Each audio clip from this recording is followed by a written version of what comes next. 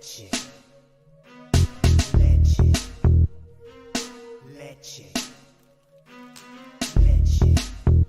'em, Jimmy, where Loshak at? The bottle's getting empty up the crack and we stacking chips. All of it's what I want, plus money winners, that's what I'm on. You can say I'm gone, I prefer elevated pub sports radio. Time to get educated, get produced, lead the juice, letting loose with so much abuse that the bookies wanna call a truce. They getting slaughtered, can't forget Jeff and low baggers in the chat. That's a lethal weapon, 'cause we be pubbing.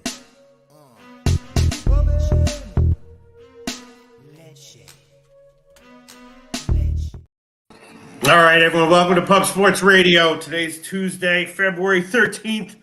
Loshak in the bag, back in business after the Super Bowl. Jimmy the bag, right? That's what we do every year. You cover the NFL so closely, so well that you don't have time to do the Tuesday shows with me. And you would if you didn't have a family, but you got a family, so we got to give you that time, Jimmy the bag. But now we're doing it again, as usual. I'm looking forward to the show. A little frazzled because all my mental energy has gone to preparing and capping. I got a bunch of bets that I made. You know, Jimmy the bag, I texted you something last night, beat a move by a mile last night. I think I'm okay. I think I'm pretty well prepared. We're gonna have everyone in the comments section. I'm looking forward to it. We're gonna have a good show. Jimmy the bag, how you doing, pal? I'm okay. I've regrouped from the tragic overtime loss for the Niners. I've regrouped from there, and I'm ready to attack. I'm wearing my Peter Loshak shirt. There you Shirt back in the day, celebrating the fact that we're back in business. I cherish this opportunity, and C-Mac and Gokster did awesome jobs.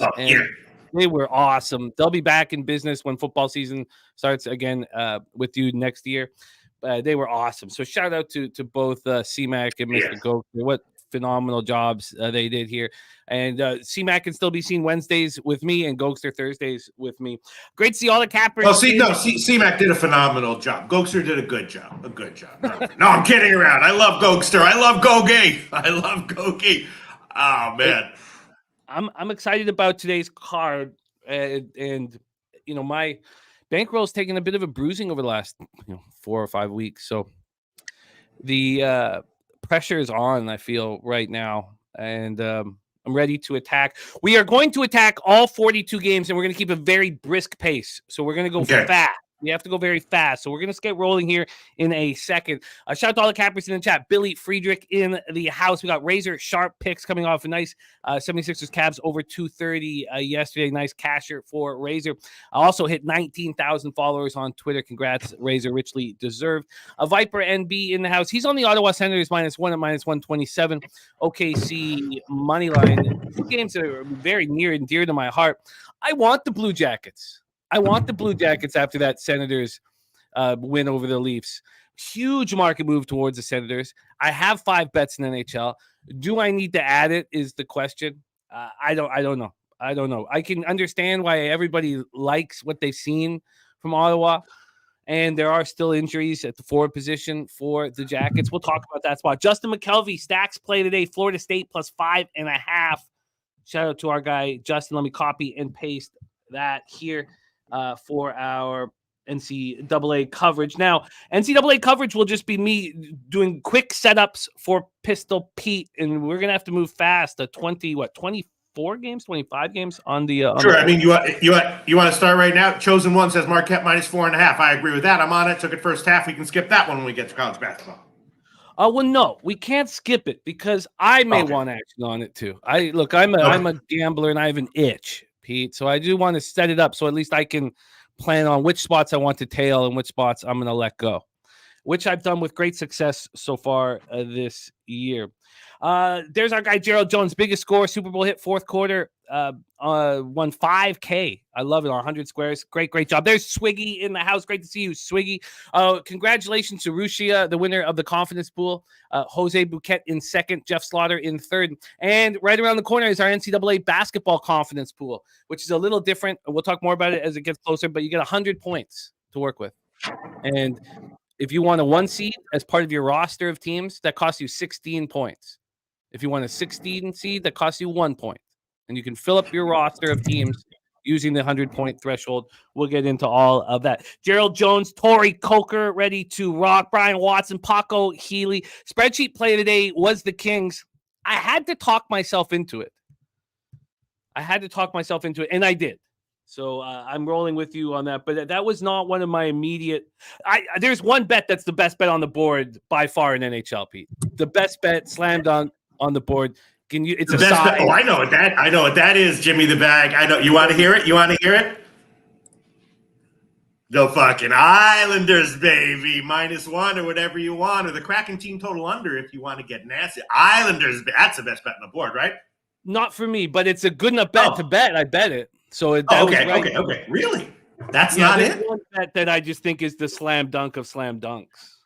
Well, what I mean, if you say Edmonton, I'm going to call up Mr. Gokster and say, Gogi, you want to do this spot with me? For me, I don't know. It's not Edmonton, right? Or is it Edmonton?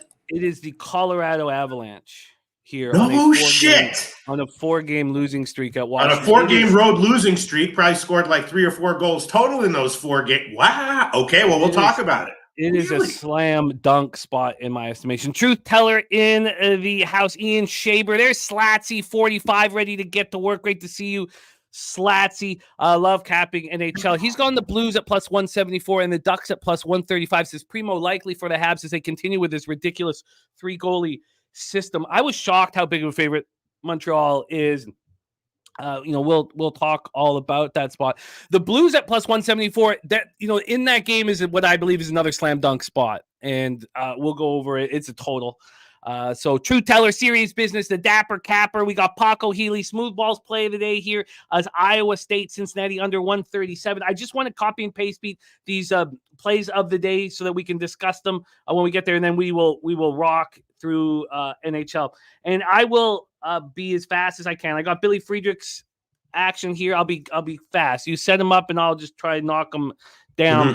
Kenny Ken in the house, chosen one. We got a nasty Nate ready to go. Troy Torrance, chosen one on Marquette -4.5. Joey Harp, Philly Eagle Flyer, Sammy Calmer, Brent Cook, Jay Peasy. Jay Peasy is booked for San Antonio, flight booked. So we're finally going to get to hang out with Jay Peasy in person. Kenny Ken has an NHL action in. Let me copy and paste that. Paco Healy on Cincinnati -1.5. People don't know how good this comment section is. The names are just unbelievable. It's like a murderer's row. I'm not talking about 3 or 4. I'm talking about like 10 or 12. I can't even count. It's unbelievable. It's unbelievable. Fucking comment section, man. And every week I have a commenter. We have a commenter saying, "I wish you would have the chat in the replay." It's always on the replay. It just takes about 30 minutes to download. So if you go to watch the replay right away, it might not be there, but we know the importance of the chat. We've talked about it for 6 years, and it's there. It's always going to be there. You just have to wait about 30 minutes after the show ends for it to download. We got Astute Chaos, Sly Astute, ready to go. North Ender, Sean Pulliam, Kent Davies. What a great group. Res Mob in the house. Charlie Chips ready to get to work. Morgan Spooner, Nut Flush Allen. Billy Friedrich also on the Avs -1. North Ender saying Avs as well. So let's get to work. Without further ado, I'm very excited to be back in business with you, Pete. Let's fire away at the NHL card. I'm ready to rock. Yeah, let's do it. Wow, the comment section is unbelievable. All right, let's get them. Let's start with NHL. We'll start with Tampa Bay, Boston. And tell me if I'm not going in the right order, but I think that I am. Jimmy the Bag. Yep. All right, Tampa Bay, Boston. Man, I don't know. Let me get my freaking notes here. Yeah, I mean, Boston, of course, awesome. But then you want to be careful about what those teams do after the All-Star break. And yes, they've lost 2 of 3, right? 2 losses, a big home fave. All 3 of those games went under. Tampa Bay also lost 2 or 3 since the break. They won their last game. I don't know what to think about this one. My thought was maybe the under. Maybe that's too obvious or a sucker play. I don't really know. Boston probably wins, but the line is probably too high. If I didn't have you in the comments section, I probably looked into it a lot more, but I just want to hear what you have to say. Obviously, this is should Tampa Bay be this big of a dog? I'm not sure, but both these teams lost 2 or 3 since the break. I'm very interested to see what the Bruins do at the trade deadline. I honestly don't think that this group is that good. They are a playoff type team. I just don't think they're going to be able to score the big goal when they need to. They've lost 2 or 3 post All-Star break. It's very, very hard to fade the Bruins, and you should maybe just focus doing that on the road here. and not at home. But I don't know what to do with the Tampa Bay Lightning. They looked pretty good in that win at Columbus. They were up 3-0 going in. They scored the third goal early in the third, and then Boone Jenner scored 2 goals late. We'll talk about that in the Blue Jackets game. But they're just a real complete hockey team. They're a real good hockey team. I think the total at 6 is the right number.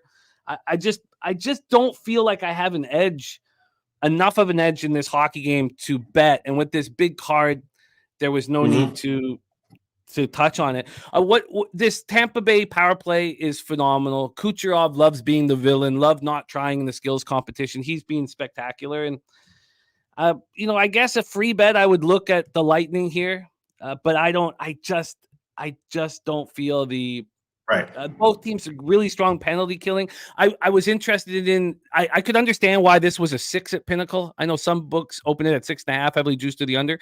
If I could get the under 6.5 at -115 or -120, I would bet it. And, but not a first half under. I mean, not a first period under.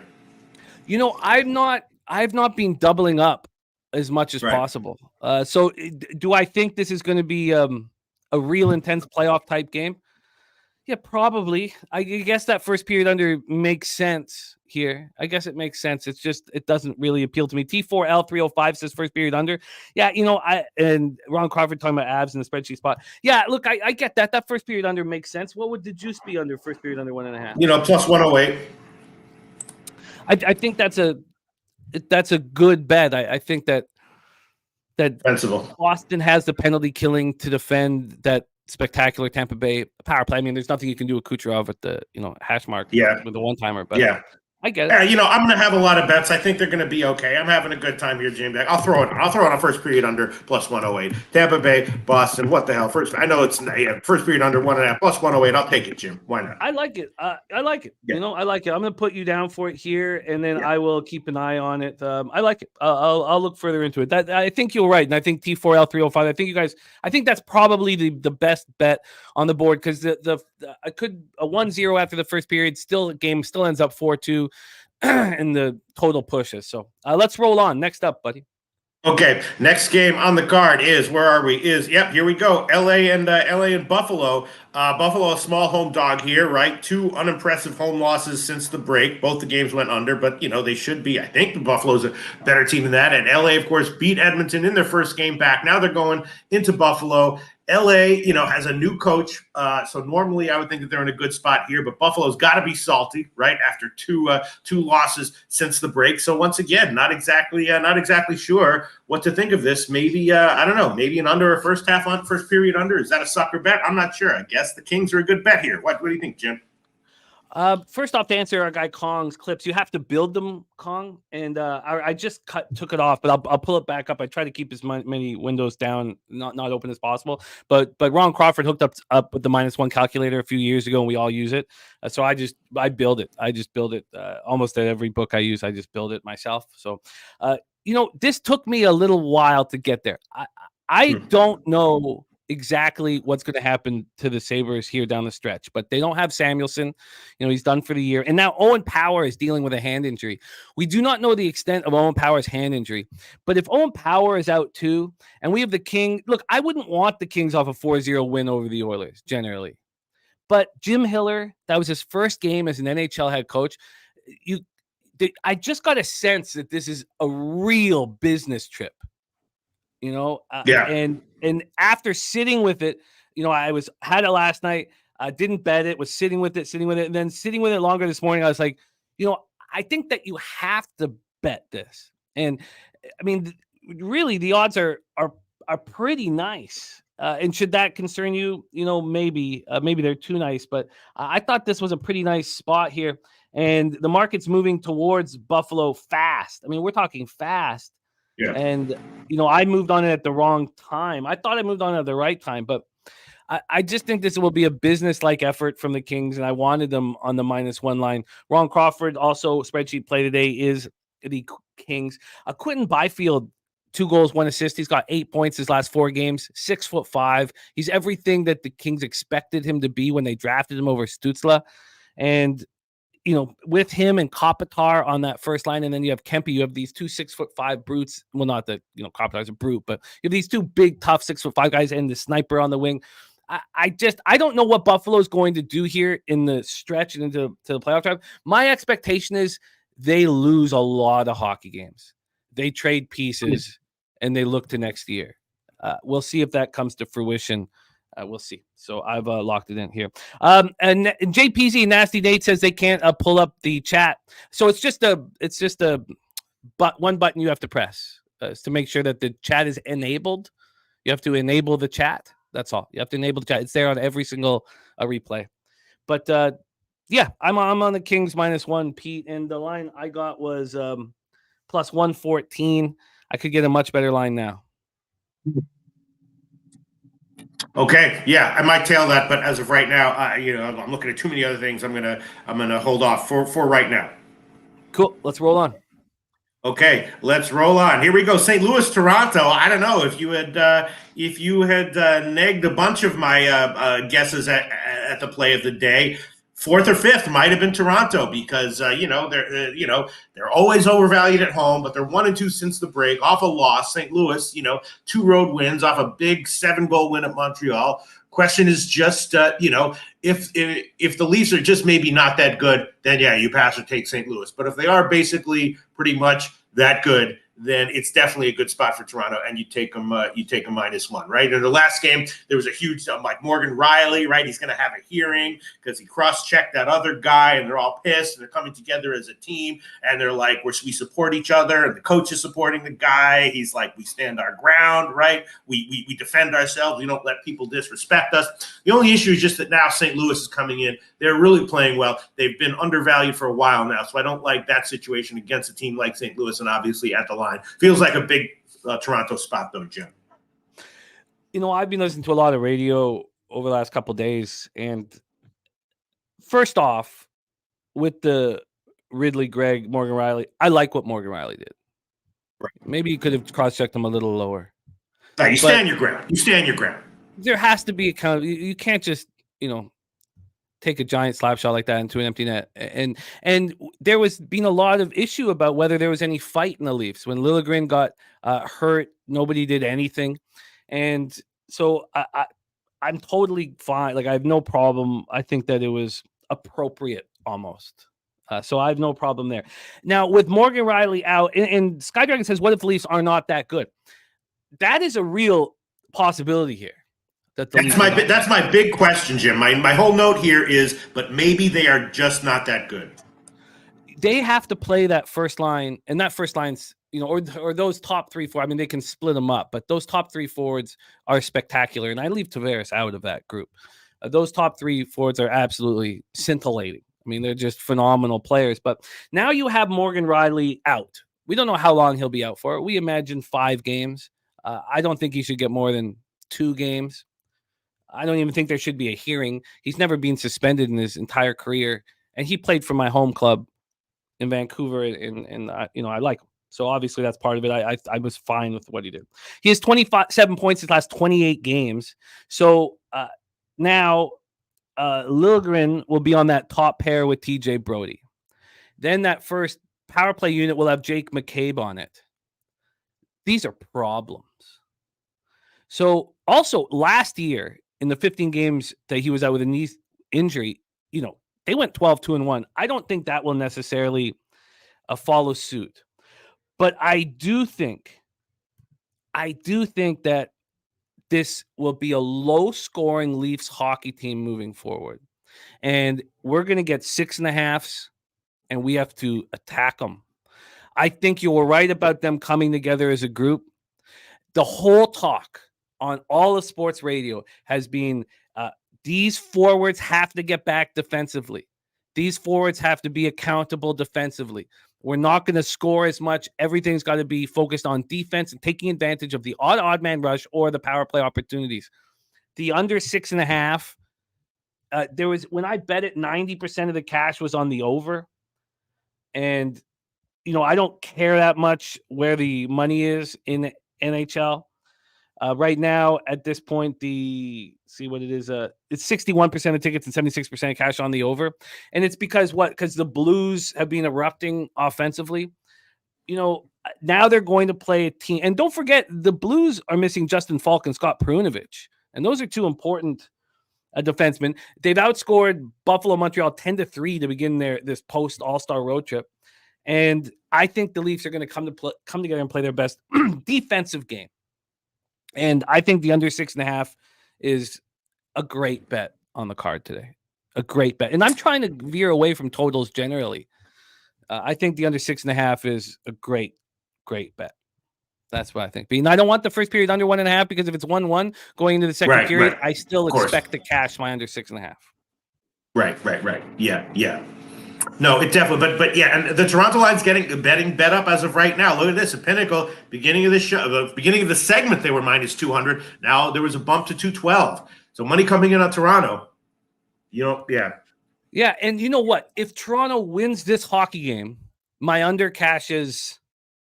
I don't want to get too extreme about it, but I would be extremely confident. Yeah, that my under cashes if they win this hockey game. Yeah.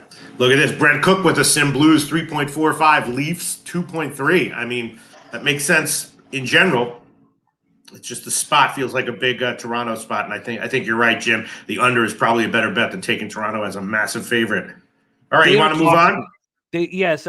This, by the way, this 6.5 is a minus 115 at Pinnacle. I got it at minus 107, and they've been talking about the accountability that Keefe is going to demand from the forwards defensively here. Dominic Morrow says, why are you less concerned about market moves when it comes to the NHL? It's a small market. First off, I care a little bit about totals, but the money, who's going to be betting minus 190s? What pro bettors are going to be betting minus 190s and minus 220s? So every single time you see a line like that, I guess if it's like a pick'em situation, I'd be interested. But they're always the money line bets are going to be placed on the squad that's plus 160 or plus 170. So I don't. There's tiny markets, and I just don't feel like it's. At this point in the day, Jim, there supposedly there is market manipulation in the NHL markets. Now, the guy who told me that might have just been manipulating me into believing there's market manipulation for his own amusement. But it's small enough that it could be happening. You know what I'm saying? Mike M saying that's Marty McSorley-esque. Marty McSorley two-handed Brashear in the temple like that. I mean, don't put Morgan Riley into that, Mikey. I would don't do that. I mean, that's just fucking ridiculous, man. Don't do that. That was a called for situation. Maybe it was a little high. Fuck Ridley, Greg. All right, Jim. I think you're right. I'm going to tell you. Can I add that onto my official plays? Of course. Okay, St. Louis, Toronto under 6.5 minus 115. I think you're right. The reason it's so high is because Toronto can be so high scoring, and St. Louis, of course, has been hitting it offensively recently. All right, I'm going to take it too. All right, you want to move on, Jim? Mike M says he had two hands on the stick. That was assault, and good for it. Let's assault players like Ridley Gregg. It's a man's sport. If you want to call that assault, Mike M, happy to see it. Fuck them up. Let's roll on. Okay, next one is the Montreal game, right? Anaheim, Montreal. Primo confirmed for the Habs. Now Slatsy is liking the Ducks even more. And Montreal, 2 home dog losses. Now they're a favorite here.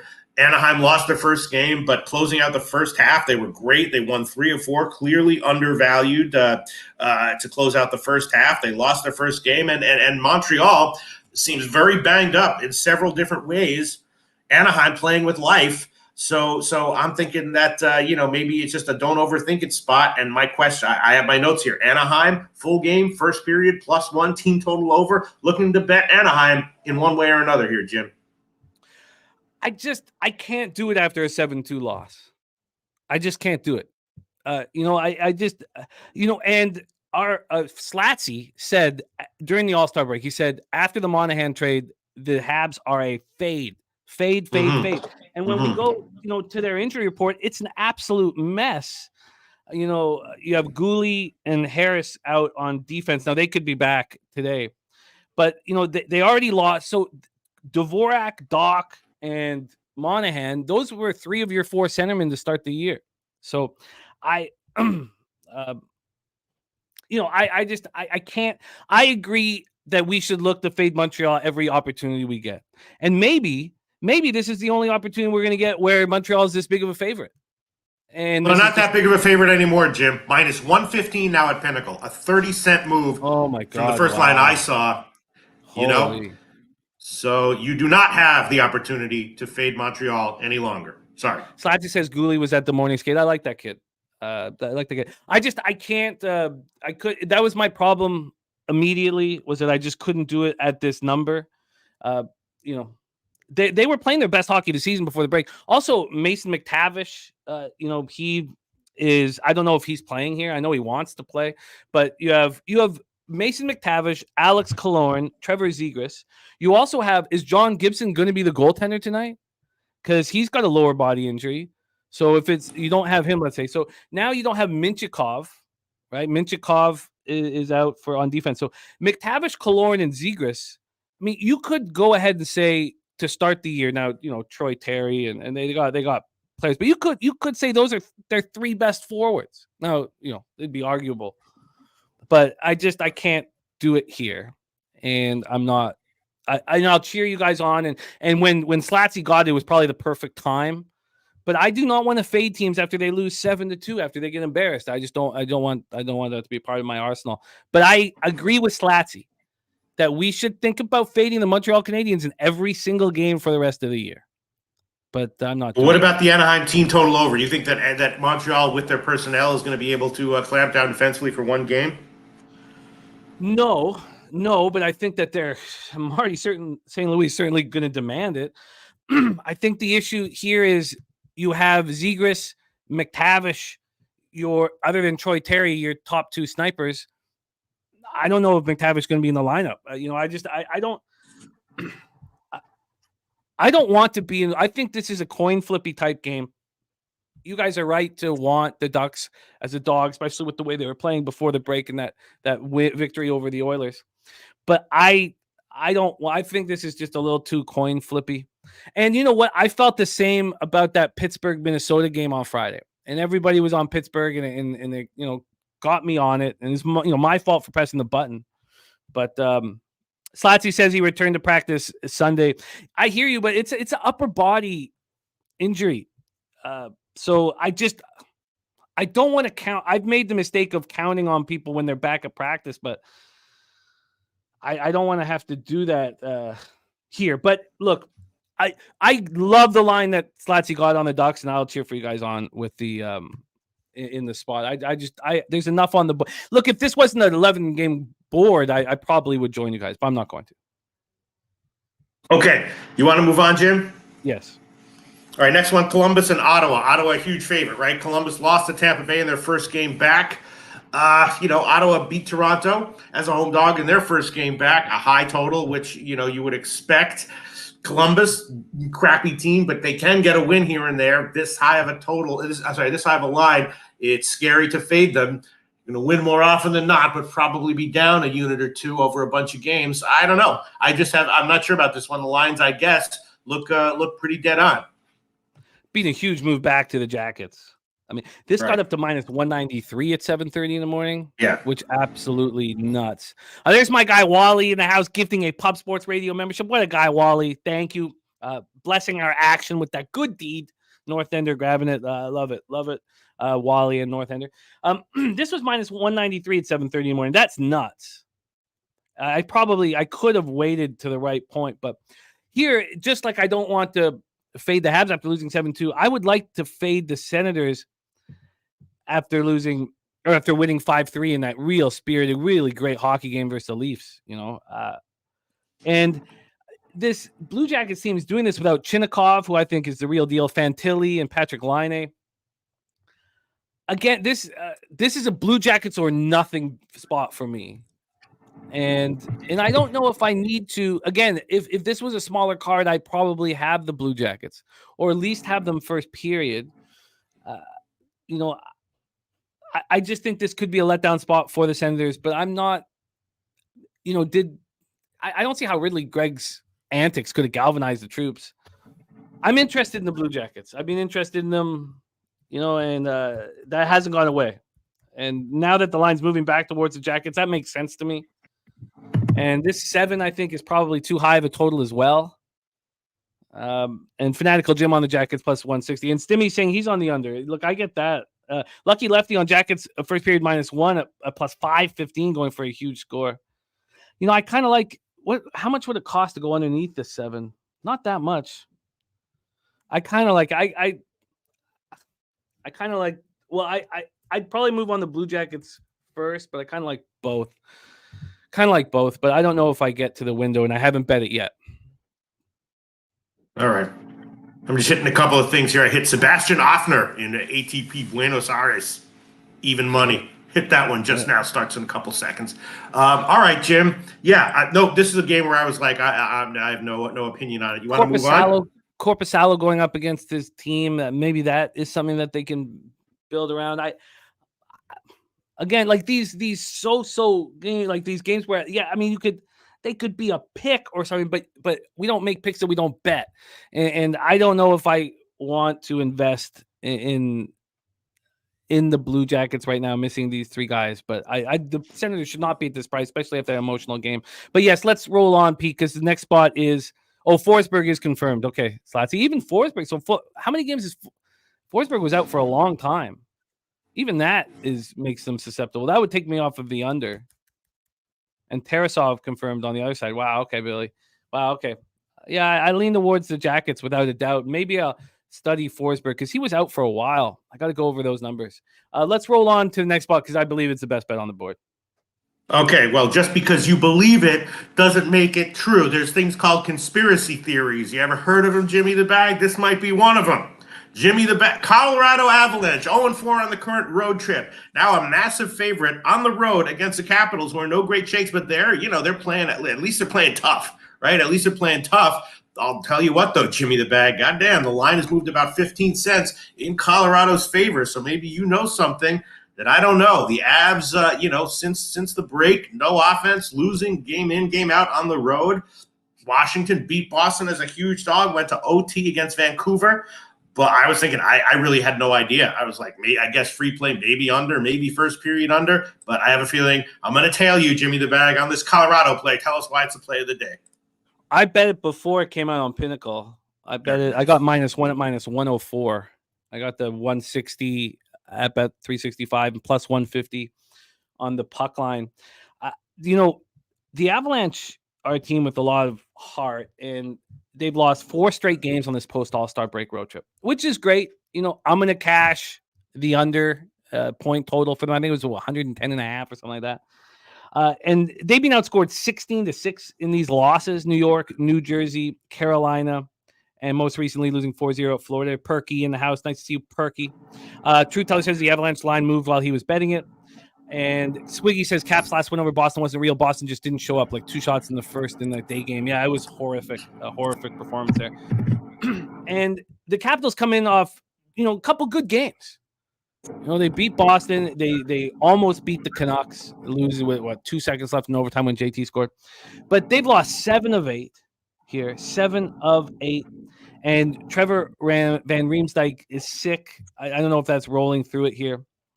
And I think without a doubt that, is this, I don't know if it's going to be Kemper in goal. If we could get some confirmations on whether it's Kemper or Lindgren. But I think that this is far and away the best bet on the board. Holy shit. I do. I think it's far and away. I don't think there's any game close to this. And also, if the Capitals take a lead early, live bet the Avalanche, they could be down 3-0 in this hockey game and come back.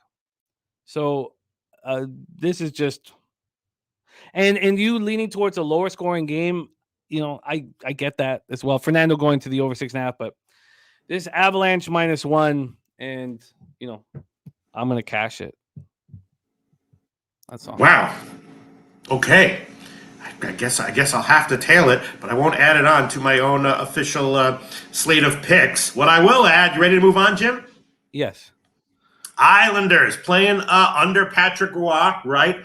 Off a loss. 2 nice wins before that, though. Lost to Calgary and Seattle on a back-to-back. Now normally you might think that, a team like Seattle, you don't want to fade them in a spot where you're a big dog losing a bunch of games in a row. But you got the Islanders under a new coach, probably playing with some life until, further notice. They're off a loss. Big line here. And I think it's a no-brainer play. Take the Islanders -1 or on the money line, and maybe Seattle team total under. I guess Seattle will probably bounce back at some point, but probably this isn't the game unless you can tell me something different, Jim. No, but this wasn't. This took me a little while. I didn't just because Seattle lost 3-1 last night. I needed a day off of action yesterday. And I just wanted to work on the card without having action going on, but I wanted the Devils. I did not understand the market move. Now I'm fading the Devils today, with confidence, but I wanted them and I didn't move on them or the Rangers. And that obviously, left some money on the table, but sometimes you need a break. I don't like fading, teams who lose the first half of a back-to-back and don't have to travel much and they lose it badly. They lost their 3rd straight game.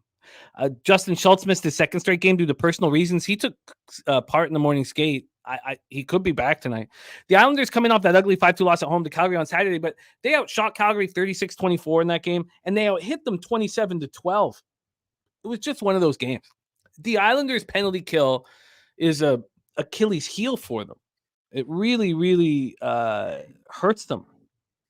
And 71.3% penalty kill. Seattle's got a pretty good power play. I believe they're 12th in the league at 20.8%. But and then Grubauer in that. Man, how do you not want to fade Grubauer every time he's in between the pipes? You just want to fade him and fade him and fade him. Wow, Kong. I like Thad Young. I think he's a nice backup piece for the Suns. But so look, I did the same as you. I got the -1 here. I got the -1, but this was my final bet this morning, and I'd been sitting on it for a long time, so I didn't feel like it was such a slam dunk. But I got the -1 at +103. It was -157 at the time, and right now it is at -161. So I guess at least line's moving in the other direction. So yeah, so I'm with you. If the Islanders are just in the perfect spot, I don't think the Kraken are in the perfect spot to fade them. Sure. The Islanders are in the perfect spot for a bounce back. So All right. Well, I'll add that to my card. The Pinnacle +101 on the -1 line. So that's another one. Isles -1 +101 current line of Pinnacle. I'll take that one. All right, Loshak on the Isles -1 at +101. All right, you got it. Let's roll on, Pete, to the next spot on the board. All right, next one is New Jersey, Nashville. The Devils also on a back-to-back. They beat Seattle at home last night, 2-2 since the break. And Nashville, I'm not sure what to make of them. Thank God we got you in the comment section because you guys know what to make of Nashville, right? 1 win since the break. They beat Arizona in OT as a decent home favorite. I feel like in the first half I was fairly successfully betting overs with Nashville. They're a pretty solid team. Saros, I think, is okay. And I guess the question is, seems like New Jersey is, probably kind of rising and maybe going to be a good bet for a few weeks in general overall. I'm not sure what to make of Nashville, though. They are a big favorite, or at least they were when I looked at it at first. And now let's see where the line has moved. Let's see if there's been a line move. Whoa, yeah. 25-cent line move in favor of the Devils. What do you think, Jim? I think the Predators are going to go on a run here. And I think Saros is the problem. He's been driving me crazy. Oh, really? Okay. Yeah, he's not being very good. Even though we have a vividness bias of how good he was last year. Slatsy says useless trend of the day. Nashville 9-1 last 10 versus Devils. I love hearing that. Red Girl in the house. Great to see you, Red Girl. And I truly okay. Well, first off, there were some lapses and Saros didn't look very good against Arizona. And I had a bad day because I was on the Bruins to start. This was on Saturday. So I did something that I rarely do, and I'm not that proud of, but I placed a sizable parlay on the Jets and the Predators. And the Predators, and just on the money lines, and Predators were up 2-1 going in the third period, and the Coyotes scored 3 goals, 2-2, 3-2, and 4-2. And the Predators came back to win. And it was just this team, the crowd was going bananas. McDonough scored the overtime goal. This team has everything capable of coming together, and I don't think the run will get them into the playoffs or anything, but I think that they're a good bet. I think they're a tough team, a very, very tough team to play against. And it's funny that the market has moved because the puck line, even when it was moving towards the Devils, the puck line was moving on the Predators. And no, it's back. You're right. It's wow, it has moved a lot. You're right. Huge move towards the Devils. You know, I don't like seeing a huge move against me. Rocco getting that -1 at +124. I got the -1 at +108. God. But you know what? I think that the Devils are in for a real tough night. That the Predators fly. That first line is playing so well with Ryan O'Reilly, Gustav Nyquist, and Philip Forsberg. They're playing so well. It's going to be completely sold out in Nashville. I think the Devils are going to be in for a tough game here, and they better be at their best because Nashville's going to come after them. So I'm comfortable with the Predators. I hate that the lines move so heavily against me, but it just is what it is. I think the Predators take care of business. Okay. I might have a play on this one, but yeah. Shout out to Parlay Angel. Thank God I gave him a birthday winner after giving a birthday loser the year before. I might be on this one, Jim. By the time puck drops, but as of right now, I'm gonna pass. All right, let's move on, huh? Yeah, let's move on. And you guys, Brent, Slatsy calls him the useless trend of the day just because I don't care about trends that much, unless they're a divisional or something like that. And that was something my dad kind of beat into me when I was younger because he was like, "What do you care that this goalie's record is that against a team that's in a different conference? Who cares? So that's just my thing, Slatsy. And I know a lot of cappers can make a lot of money off trends. That's Slatsy's just it's just that kind of thing. But yeah, let's roll on, Pete. Next up. Okay, I guess the next one is Carolina Dallas, and I'll start off by saying I'm not sure what to make of this. Both these teams are quality teams. I don't really want to fade. Both these teams, Carolina won 2 in a row, but they lost to Vancouver their first game. Dallas won 2 or 3 on their trip. Now they're back home. I know Dallas can be high scoring, but I don't know. I was thinking maybe an under, maybe take a shot with an under. Big game here. Line is Dallas as a small home favorite, which is what you would expect. I think the lines look pretty much dead on, and can't see any reason to bet this one as of right now. Yeah, I couldn't either. They're 2 really good hockey teams. I think you nailed it. Carolina comes in off a second straight win 1-0 in overtime at home over the Devils on Saturday night. They're playing good hockey. The Stars closed their 3-game road trip with a 3-2 win at Montreal on Saturday night. This is just 2 good hockey teams. I didn't see an edge. I couldn't imagine an edge. I guess at this price, Dallas at -116 at home. I guess you could make a fair argument that at that price they should be bet. They should be bet against any team in the National Hockey League, and that would be a fair statement. And at that, but I mean, I'm with you. So we can just move on now. Do I think this is probably going to be a real, accountable, responsible hockey game?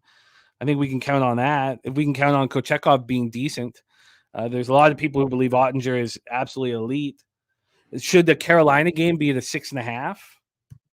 I guess I don't know. Stimmy OG likes the over, and Pobody's Nerfic likes Dallas the first period over.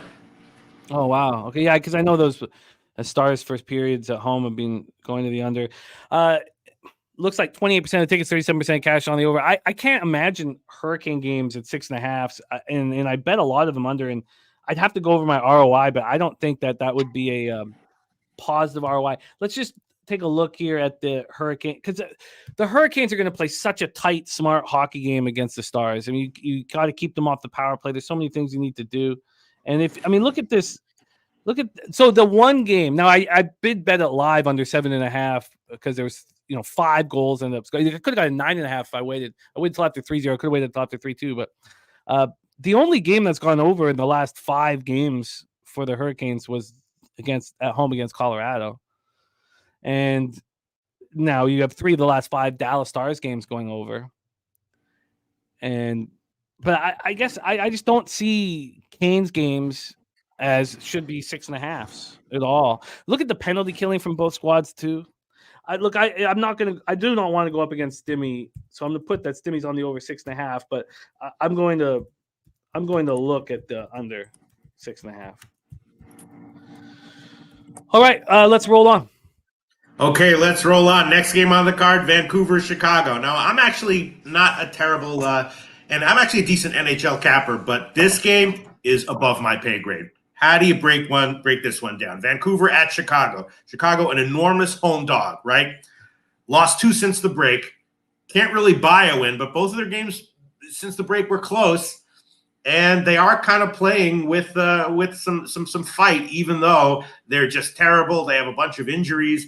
And now you got Vancouver, who just hasn't been good, really, since the break in their last 3 games. And you got one of these minus 250 home dog lines here for Chicago, a low total at 5.5. So I don't know, maybe under, maybe first period under, maybe like Chicago +2 or +2.5 or +3 or whatever. I don't know, Jim. What's your take on this one? Chicago, they're playing hard, and it's game 3 of a 5-game homestand. It's a really good spot for them. And this is, the end of the road trip for the Canucks. It's just, I was so confident in the Rangers beating Chicago with Shesty in goal after Quick had played 2 straight. I thought they were going to rally around. It was 3-1 going in third period, and they allowed the 2 late goals. It was really frustrating. Really, really frustrating to watch. And I don't know if this is such a great spot for the Canucks here. And, you'd need to take them on the puck line. I just, Swiggy talking about the defensemen that the Canucks are missing. Carson Soucy, Nikita Zadorov, 2 important defensemen. It doesn't appeal to me. Mrazek's playing out of his mind. And, the Chicago injury report is unbelievable. It's unbelievable they're still playing well because they have Zaitsev and Connor Murphy out now. Jared Tenorti could be back, but those are 3 defensemen that they use. Beauvillier, Athanasiou, and Bedard also out. Bedard close to returning. Pobo's never saying back on the ice practicing. Danny Lopez in the house. Nice to see you. Matty Ice started a play today in the house. And Brent Cook says, don't overthink it. Play off the record. Canucks -1-5 or Canucks in regulation. It just didn't appeal to me enough here. But I can understand the thought process. And Jay Smooth on the Canucks first period. I'm not going to be this is not a game I wanted to move on. No, it feels like when there's a game where you just like someone who's like real good at this shit probably can find a strong edge here. No? Or you think it's just like too much insanity and just pass? It's not that. What about under? What about under? I do not believe in what I'm seeing from Mrazek, and that's why I wasn't on the under in the Rangers Blackhawks game. But I thought the final score was going to be 5-2 in that one, not 4-3 in overtime. I don't see how Chicago can continue this defensive, responsible game after the All-Star break. I don't. And now, those are their 3 worst defending forwards that are out and hurt right now. How is Mrazek supposed to be just spectacular? I can't. I just feel like the dam is going to break at some point. So I don't. If this was a 3-game card, we could dive deep into this, but there's a ton of action here on it. But so I don't feel like the unders are a slam dunk. I think the Canucks could be sloppy. The Canucks could go down a goal. This might be a spot where you do look for live action on the Canucks if they go down a goal. But with Soucy and Zadorov out at the end of a road trip, it's been a long road trip. I mean, I don't want to sit here and need the Canucks to dominate this hockey game. So I'm off of it. Yeah, I hear you. All right, let's move on. Detroit and Edmonton, another game that is a bit above my pay grade as far as NHL capping is concerned. Edmonton, of course, won however many in a row. Was it 16 or something? I don't even remember. Then, of course, since the break, They've lost 2 of 3, right? Now they're back home. The Vegas game, I wound up, passing on that as far as an official play is concerned, but definitely took Vegas by the time the game went off. And then they got shut out against the Kings in their last game. Now they're back home against Detroit. And Detroit, not really a slouch of a team, right? They can get you a win. I mean, they're a little bit over 500 in general. I feel like that kind of a team. So they should be a big dog here. The question is how big of a dog. And again, this one too hard for me. I don't know. Is there any way to bet this one, Jim?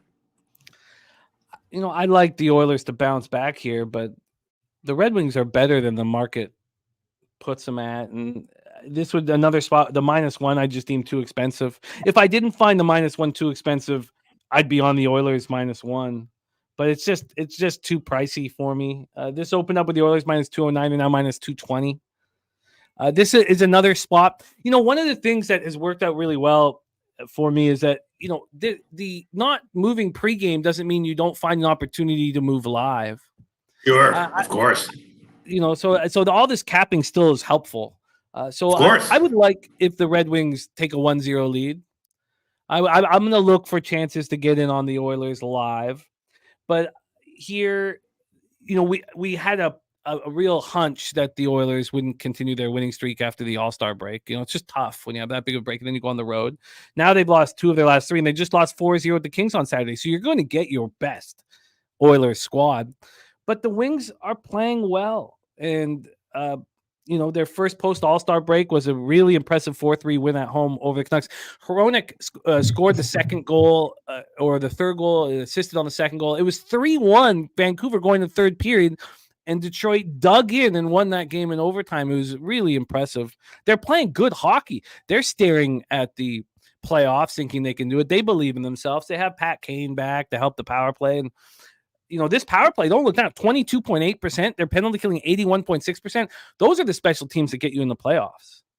So, I'm gonna. It'll just be a spot for me to look to get in on the Oilers live. I'm not going to. It's just too expensive, and the only way to get in live is if they're down 1-0 or 2-1. That's what I'll be looking for. Okay. All right, so I guess that does it for the NHL card. I got 3 plays here. I guess they're all solid. I'll probably have a bunch more bets, but I don't know if I want to convert any of them into official plays. Should we review all of our official plays, Jim? Yes, let's review them. And shout out to JP Taylor gifting a Pub Sports Radio membership. Thank you, JP Taylor, truth teller, getting it. Thank you for believing in us and your support. Fanatical Jim says he's looking at the Oilers first period -1/2 at +120. So I love it. Okay. So let's just review all action. So Pete Loshak's on the first period under 1.5 in Tampa, Boston. We had another capper in the chat on it, and it really does make sense. It really makes a ton of sense. I'd like to join you on it. So I really do like that look. I like that look. Ron Crawford's spreadsheet play today is the LA Kings. I'm on the LA Kings -1. Loshak's on the under 6.5 with me in St. Louis, Toronto. I absolutely love this bet. I absolutely love it. I'm not going to double up with the first period under, but I love it. JP Taylor, looking for a birthday NCAA pick or even NBA. Okay, happy birthday. Okay, Baylor. Sure. Happy birthday, my man. Absolutely. So let me copy and paste that right here for us. And copy and paste it. I love it. Yeah, let's let Pete as the gift of birthday picks. So, but then Anaheim, Montreal. I get why the move to Anaheim, and I will cheer all of you on who are on Anaheim. I'm still very interested in the Blue Jackets. I don't know if I'll get there. Colorado -1 is the best bet on the board, in my estimation, on the entire sports board. Loshak's on the Isles -1 at +101. I'm also on the Islanders -1. I'm on the Predators -1. This line has moved heavy against me. I mean, I would have been really nervous with the Devils last night because that line moved so heavy against the Devils. But Stimmy's on the over 6.5 in Carolina, Dallas. Slatsy gave us the last 3 games these two teams have played, and 2 of the 3 have gone over. And I know that the Hurricanes goaltending's let them down, but I still kind of like that. I don't know if I get there. Then Canucks, Blackhawks, and Red Wings, Oilers, we stayed off. But I'll look to get on both of the Canucks and the Oilers live if it is if the opportunity arises. And also, I don't really look for that first period unless it's totals. I don't look to get on because the line doesn't move enough in the first period. I'd like them to be down, a goal going into the second period, and that would be the time for me to attack. Slatsy saying Marchand playing his 1,000th game tonight. Wow, that'll put some extra interest in that one. Wow, nice. Okay, we're in business. That is the NHL card, and we move on to college basketball. And we got to work really, really fast here. Sure. College basketball. Sure. Are you? So let me just set a couple things up here. How did college basketball go for you yesterday? It went well. I had Texas Tech. Of course, it went very well. But Mondays always kind of go well for me, Jimmy the Bag. I stopped that Friday trend of struggling on Fridays. I squashed that. I've started destroying Fridays. They very nice. My best day of the week, which is nice but I remember that was an issue for me, getting worse every day of the week. But let's get ready to roll here, and I am ready to roll. So let's set this up and get Pete going. Okay. Time for college basketball here on Loshak in the Bag. We're going to very briefly touch on each and every single one of these basketball games. 6:30 p.m. Eastern, we get started with the number 4 ranked Marquette Golden Eagles. 18-5, 9-3 in the Big East at the Butler Bulldogs. 16-8, 7-6 in the Big East. We're at Hinkle Fieldhouse in Indianapolis, Indiana.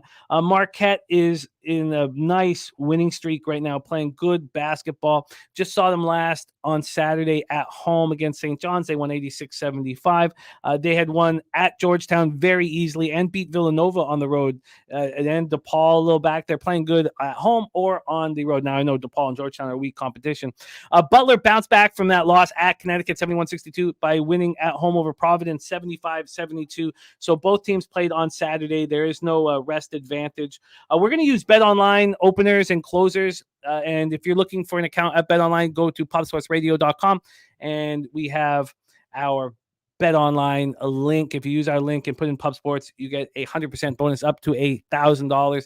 And Matty Ice Taint Play today is in. I love it. It's in, so we'll discuss that. Over at Pinnacle, they opened up Marquette -3. Now Marquette is -4. So it's gone from 3 to 4.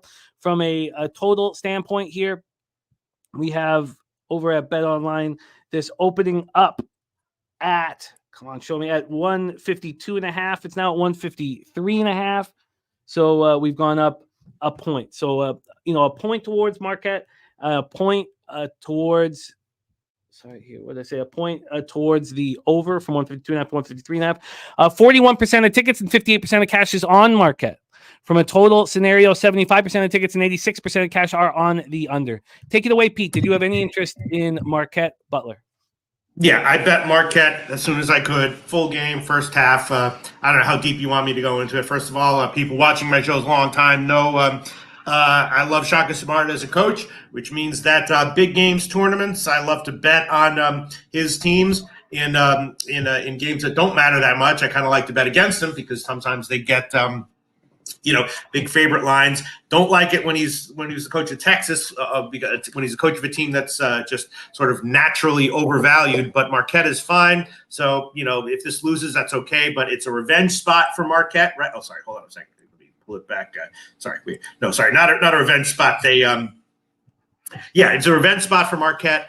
And the first game was very low scoring, so not sure what to make of the total, but no question that I took Marquette full game, little on the spread, little on the money line. Took them first half, little on the spread, little on the money line. We'll probably make a live or halftime bet depending on how the first half goes.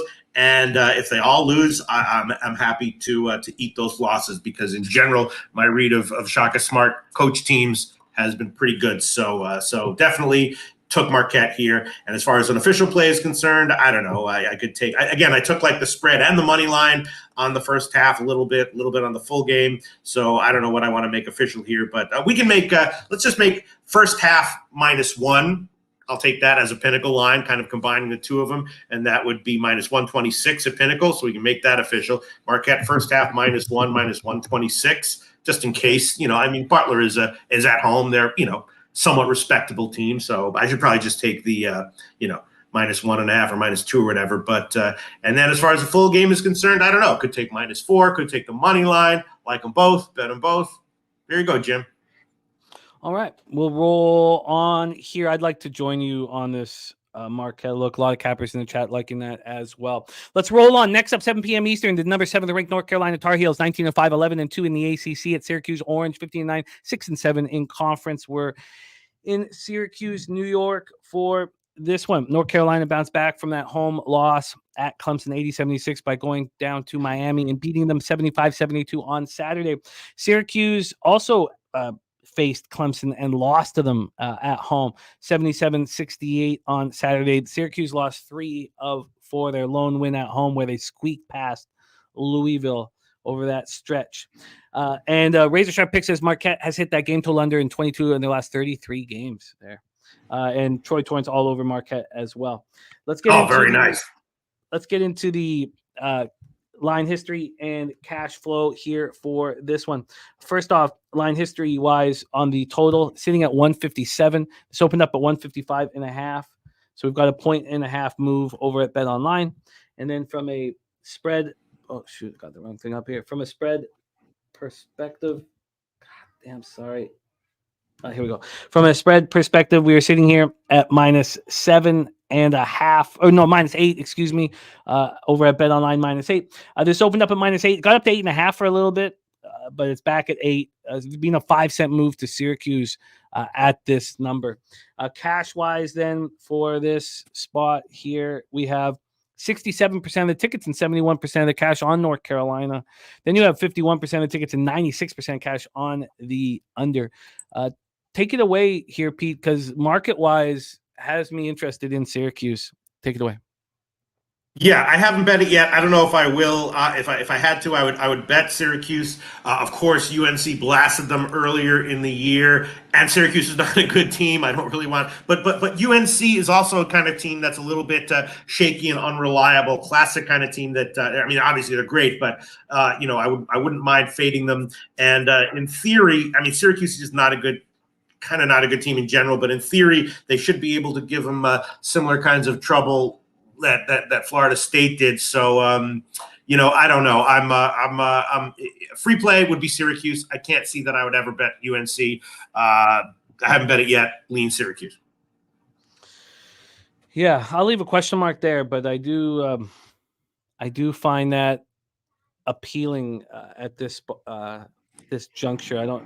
We'll figure out if I move. Fernando Mendoza also there on Syracuse. Let's move on to the next spot on the board. That is Iowa State Cyclones, 18-5, 7-3 in the Big 12. At Cincinnati Bearcats, 15-8, 4-6 in the Big 12. We're at Fifth Third Arena in Cincinnati, Ohio. Iowa State's won 2 straight against tough competition. They went into Texas and beat them 70-65, and then won at home over TCU 71-59. Only one loss over their last 5 games. That was at Baylor by 2. They beat Kansas State and Kansas back-to-back at home. Iowa State playing good basketball. The Bearcats have lost 2 of their last 3. Both these teams each played on Saturday, and Cincinnati played Houston very tough at home. Played them very tough, losing 67-62. And they had went into Texas Tech, not this Saturday, but the Saturday before, and beat them 75-72. And we all saw what Texas Tech did yesterday. So let's take a look at the line history here for the next spot on the board. And we have, sorry about that here. We have Iowa State right now at +1.5. A very telling number. This opened up as a pick'em. Cincinnati got to 2.5, -2.5 at midnight, but still we have a 1.5 move in their direction. And then totals wise, this is sitting here at 136 at Bet Online. This opened up at 136.5. It's bounced all over the place, but it's just a half-point drop. And then we get to the cash flow here for this one. God, it's going to take me too many games up here. Oh, sorry, I just blew right past it. And you know what? Why don't you give us your breakdown? I'll find the cash flow. All right, sure. Iowa State is a pretty impressive team right now. I really don't want to fade them in any way, shape, or form. So you see these teams sometimes in these kinds of conferences. I remember when Oregon State was like this in the Pac-12 a while ago. I kind of like the under here, although the total has gotten bet up. As far as the side is concerned, it would definitely be Iowa State or nothing. I mean, Iowa State is right now, they're one of those teams that's just like, I don't really care about the spot. Unless they're playing another elite team, it would be bet on them or pass as far as the spread is concerned. I do kind of like the under. I mean, it should be a kind of similar game maybe to the Houston game. I mean, Iowa State, they force a lot of threes, and that's a problem for Cincinnati. So, Cincinnati, of course, played Houston in their last game. They lost. It was relatively low scoring. So it's probably going to be somewhat similar. Free play would be on Iowa State, lean to the under, a little bit head scratching as far as the total is concerned. I would have expected to be maybe like 133.5 right now or something. So I'm not sure. Thinking about taking the under though, Jim. I mean, it's, you have a team that's 4-6 in the Big 12 against Iowa State, who've beaten monsters, and 51% of the tickets, 70% cash on Cincinnati, and the line's moved a 1.5 towards them.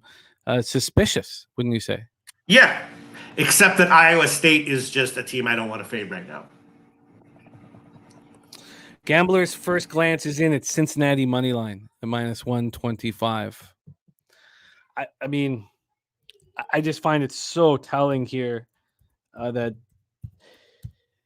Cincy is favored like this. I'm going to look further into it, but the Razor Sharp picks Gambler's first glance is in, and it is Cincinnati on the money line. Okay. Very, very, very interesting Gambler's first glance from Razor.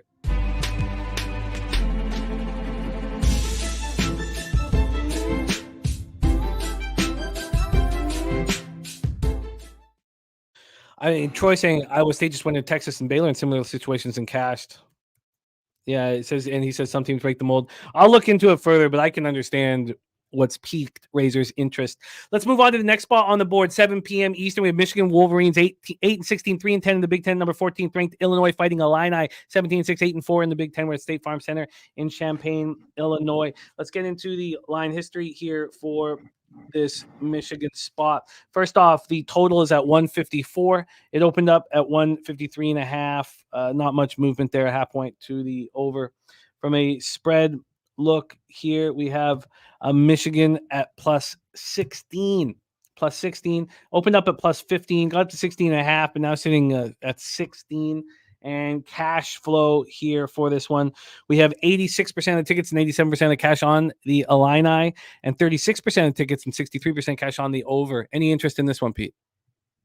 Not really. I mean, of course, Illinois beat Michigan already at Michigan last year. Michigan smashed that Nebraska last game. I don't want to bet on Michigan at all on the road this year, but Illinois is not the kind of team I want to lay anywhere close to this kind of number with. Illinois is off the loss, but they're not reliable. ATS, maybe some super genius of NBA, of college hoops handicapping sees a good play here, but I'm not quite at that level right now. Free play, I guess I'd throw it on. Why not? I guess I'd throw it on Illinois first half, but they're not reliable. And if it was the only game on the card, maybe I'd look into it more, but it's a pass for me. Both teams unreliable in this situation. Next up, we head over to the A10, 7 p.m. Eastern. Duquesne Dukes 14-9, 4-6 in conference. The number 16th ranked Dayton Flyers 19-4, 9-2 in conference. UD Arena in Dayton, Ohio. Dayton bounced back from that home loss to Davidson by going into St. Bonaventure and beating the Bonnies by 6. It was an impressive game for them. And Dayton coming off a rare loss. We talked about it on our show at VCU, 49-47. It was a rock fight there that snapped their 3-game winning streak. Still ranked 16th here in the nation. Take a look at the line history. Is this a great bounce back opportunity for these Dayton Flyers? We'll start with the spread. From a spread look here, we have Dayton sitting at -8.5, big favorites. They opened up at -10, a 1.5 move towards the Dukes. From a total perspective here, we're dealing with a 135. This opened up at 136, a 1-point move towards the under. And when we get to the cash flow here, 50-50 on the tickets, but 68% of the cash is on the Dukes. Lines move towards them. 47% of tickets, 77% cash is on the over. And, the market telling me that Duquesne is a live team here, but Dayton coming off a loss does scare me. Did you have interest in this spot? Well, yeah, in the I don't know, the VCU game, I didn't have VCU, and I know some. I didn't have a side on that one. Some smart guys, including Sean Higgs, had VCU. Good for them, but I definitely had the under in that one. I had the under big in that one. This one, I don't know. I'll admit that I did bet the first half on, not full game. I bet the first half under 64. I couldn't not do it when it came out. It's now down to 63.5 at some places. That's definitely a lean. I bet it. I don't know if I want to make that official, because after that VCU game, I don't want to then bet another under. But I mean, when Dayton, decides they're gonna play well, of course, that's a big defense style for them. And the second half could be, a lot higher scoring. Once in a while, Dayton does have high scoring first halves. I bet the first half under 64. I don't know if I want to make it official here, but that's what I did. Definitely still a lean, but that's my bet. And as far as the spread is concerned, yeah, of course I would be leaning Dayton first half minus all those points. But and I also bet the Duquesne team first half team total under, which maybe I will throw on actually if that one loses. Yeah, you know what, I will. I forgot about that. A lot of places don't have first half team totals. So that's kind of in college basketball. So that's kind of maybe because a lot of people can't bet it, but we can give that, right, Jim? Of course. Yeah. All right, I'll take that. Duquesne first half team total under. That's 29.5 minus 110. Current line at Heritage. Pinnacle has 112, but I'll make that an official play. I did bet that one as well. Duquesne first half team total under 29.5 minus 110. Definitely not a lock, but good enough, I think, to give official. Let's roll on. Head back to the ACC for the next one. 7 p.m. Eastern. Pittsburgh Panthers 15-8, 6-6 in conference. At the number 21 ranked Virginia Cavaliers 19-5, 10-3 in conference. We're at John Paul Jones Arena in Charlottesville, Virginia. Panthers have won 3 straight. Just won at NC State 67-64. That followed 2 home victories. One over Wake Forest, one over Notre Dame. That game against NC State was last Wednesday, so they've been off for a little while. Virginia didn't have that luxury. They had to go down to Florida State and beat them 80-76, and they're in the midst of a real nice looking winning streak and now rank these Cavaliers. Take a look at the line history here for this one. This opened up at 6.5, and that's where it stands. But it opened up at 6.5, and by 9:40 p.m. last night, it was at 5. So it's come back. There's been buyback. So it's exactly where it opened over at Bet Online. And then from a total scenario here, a total scenario, we have a 121.5. This opened up at 123.5. Actually, it just moved to 122 11 minutes ago. 11 minutes ago, moved to 122. So it's just a half point.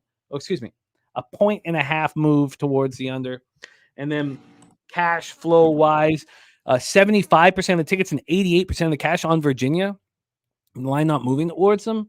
70% of tickets and 62% of cash is on the under. We've seen a 1.5 move there. Take it away for us here, Pete. Interesting that all this money's on Virginia and the line's not moving towards them. It's starting to now. Take it away, Panthers, Cavaliers. Yeah. I tend to ignore Virginia games in the same way that I feel I have a great read on Shaka Smart coach teams. I have a pretty bad read on Virginia teams, but because I'm so cautious about it, then I only move when I really, really like something. This one I haven't moved on yet. It does feel like, some of these Virginia games are surprisingly high scoring, especially in the first half. This doesn't feel like one of those games because Pitt, is such a big team. They don't have, and they also don't have they have a very young backcourt. So it definitely feels like a Virginia spot, but I'm not going to bet that line. And it also definitely feels like one of the Virginia games that is very low scoring, not one of those 80-point first halves. You're like, where the hell did that come from? Although that could, of course, happen. So free play, I'd throw it on. If I had to take a side, throw it on Virginia. Free full game. If I had to take any bet on the game, I'd probably throw it on the first half under, similar to the Miami game. But no bet for me. But sure, I'd add first half under, even at 56.5 as a lean. Let's roll on because we're going to talk about the number 23 ranked Indiana State Sycamores being ranked for the first time in 44 years. Yeah. 44 years. Illinois State Redbirds 11-14, 5-9 in the MVC, heading to Indiana to the Hulman Center for this one. Illinois State's lost 3 straight. They lost on Saturday 69-66. A lot of these games have been close losses, but they lost to the Salukis 69-66 as 7.5-point dogs. They came back and looked pretty good late. Shot 55.6 from the field, but still couldn't get the job done. Is there pressure on these Sycamores? They're coming off just getting past Missouri State 73-71 at Missouri State on Saturday and now find themselves ranked. Let's get into the line history here for this one. A lot of eyes on these Sycamores. And we have right now, they're sitting as 18-point favorites. 18-point favorites. They opened up at 17. This is bounced all over the place, but it's a point in the direction of the Sycamores. And then from a total side of things, we have a 144. This opened up at 142. So we've gone up 2 points to 144. And then when we get to the cash flow for this Sycamore spot, we have 72% of the tickets and 73% of the cash on Indiana State, 88% of tickets on the over, and no cash information. Take it away for us here. Pete, do you have interest in Illinois State, Indiana State?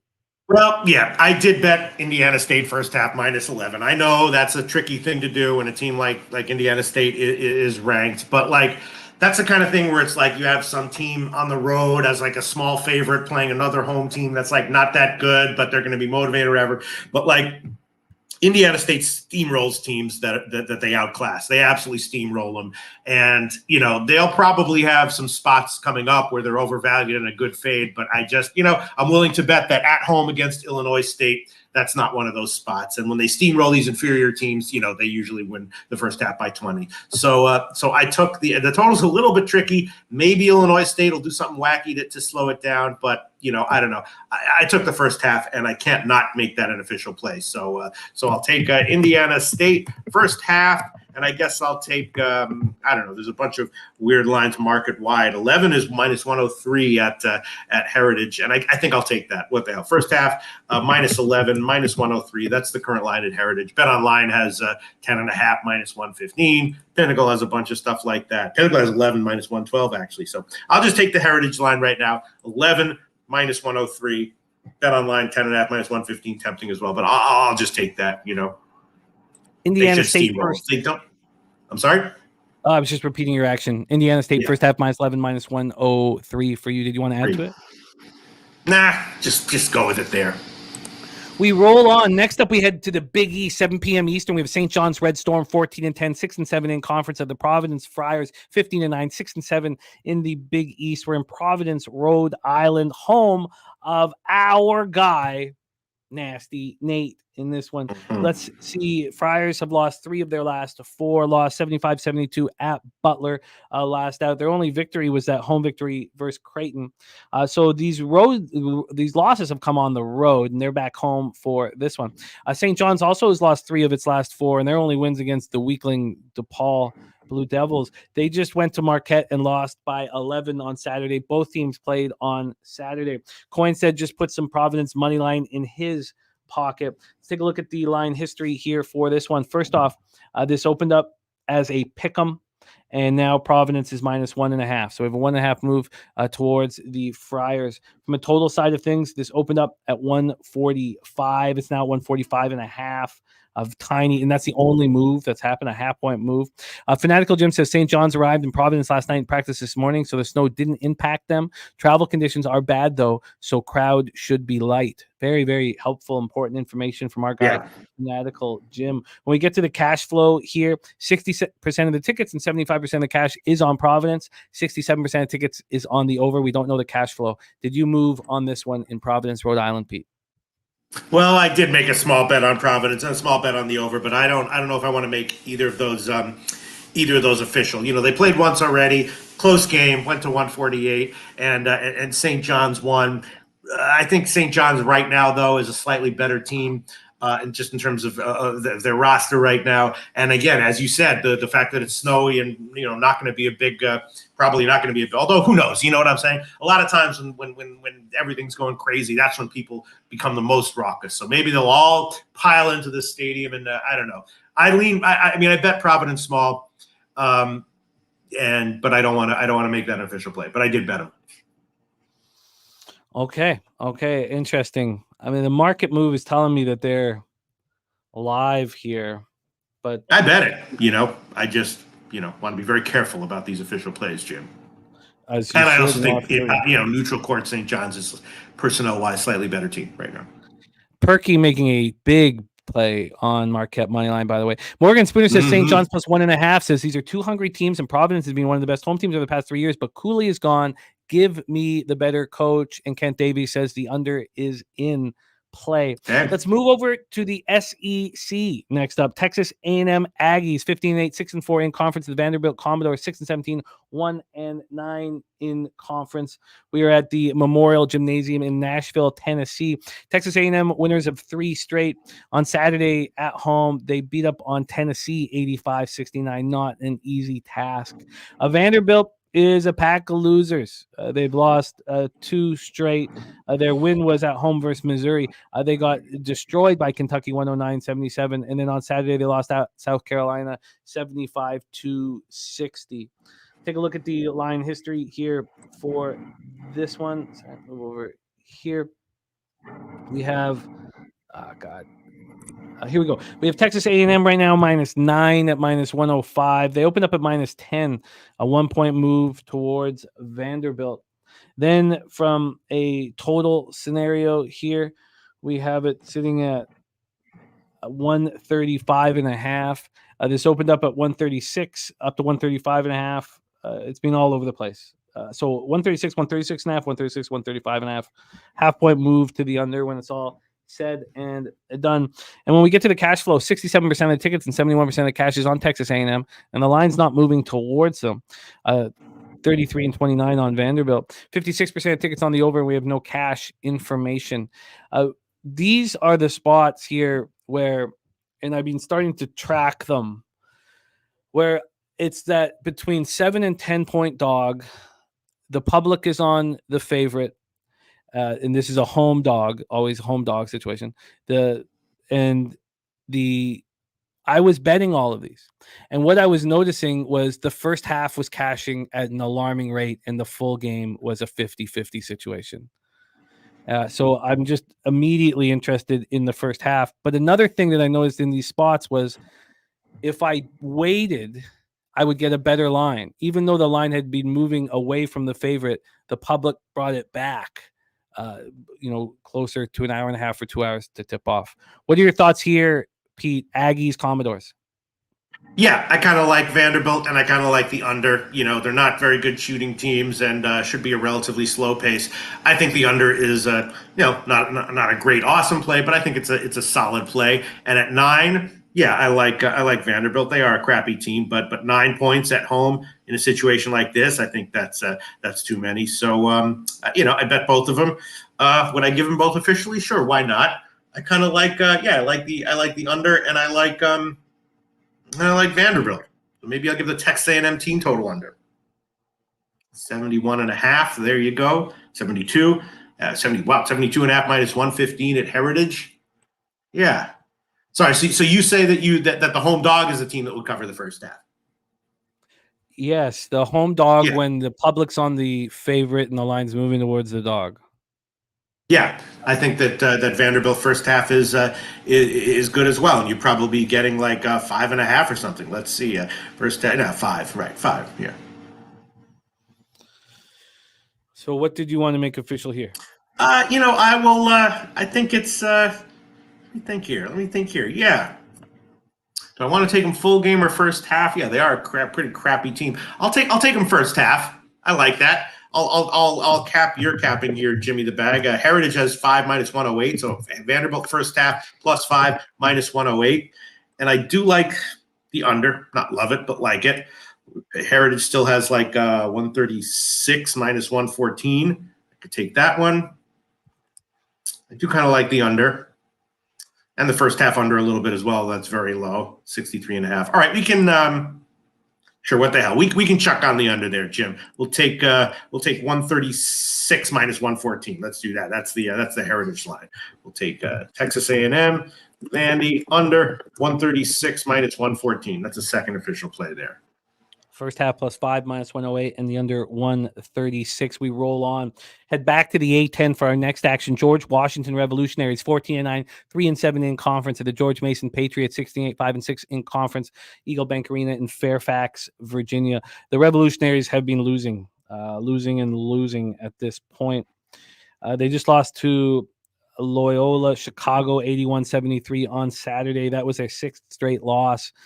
So they head out on the road here versus George Mason, and the favorites, the Patriots, snapped their 3-game losing streak. They also lost at home to Loyola Chicago by 6, and that was on Wednesday. Wednesday. They played Davidson at Davidson on Saturday and won 57-55. These Patriots. Kent Davies saying George Mason is heavily overrated. Let's take a look at the line history here for this spot. First off, this opened up at 10.5. It's now at 9.5. It did get down to 9. So there has been a move towards the Revolutionaries. From a total standpoint here, we have it sitting at, that's the wrong game here. Let's get back to the George Mason spot. We're sitting at 145. This opened up at 147.5. It got down to 144.5. There's been a half point of buyback, but still a 2.5 point drop. And then when we get to the cash flow, 30% of the tickets and 60% of the cash is on George Mason. The public is on this dog, which is surprising. And then totals wise, 45% of the tickets, 72% cash on the over. Take it away, Pete. Any interest in Revolutionaries, Patriots?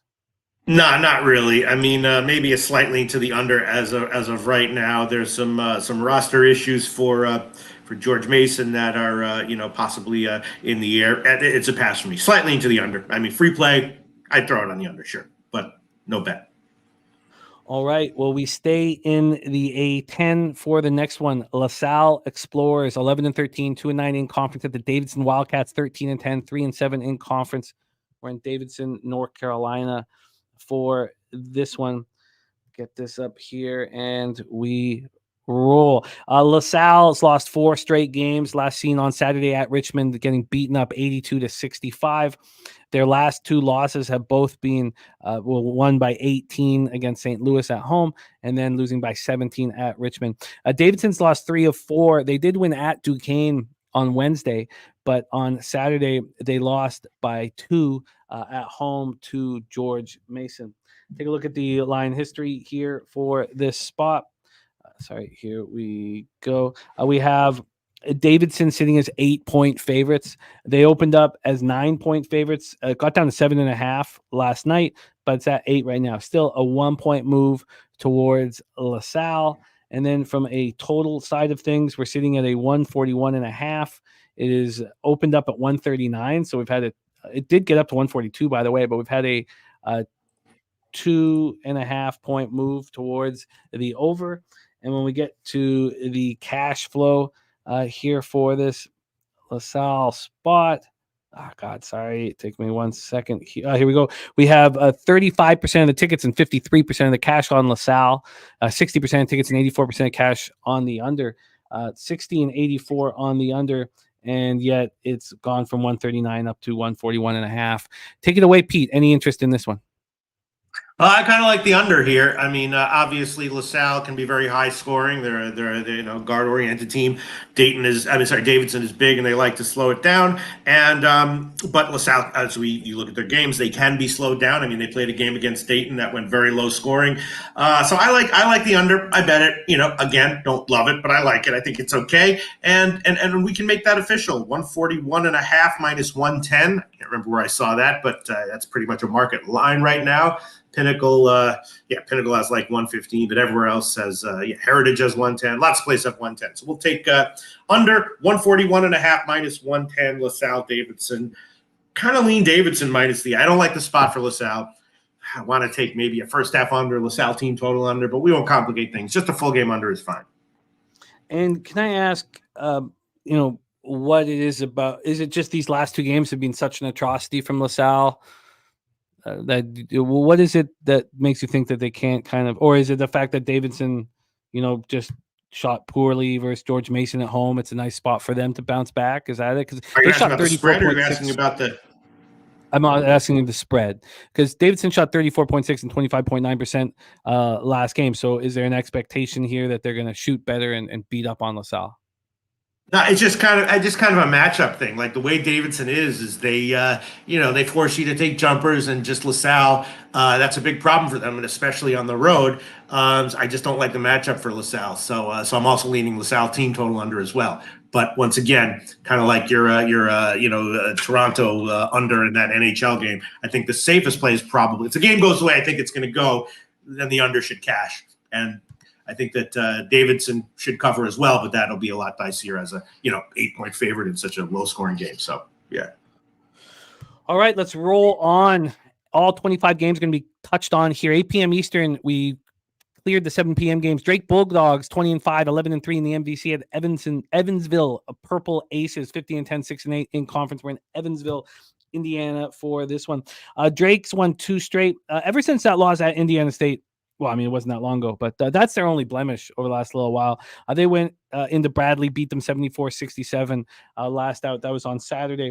Evansville had their winning streak snapped. Loss at Murray State 73-70, and there was a last-second bomb casher for Murray State. Now, Murray State was 7.5-point favorites over Evansville, so Murray State were expected to win there.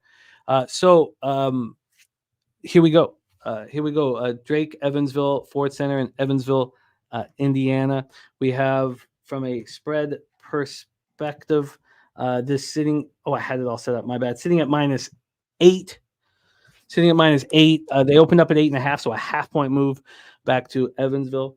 Then, from a total standpoint here, we have it sitting at 146.5. This opened up at 143, so a big move towards the over. And when we get to the cash flow on this one, here we have 48% of tickets, 42% of cash on Drake. No information on the total. Take it away. Any interest in this one, Drake, Evansville? Yeah, I mean, I obviously Evansville has been undervalued recently, covering game in and game out.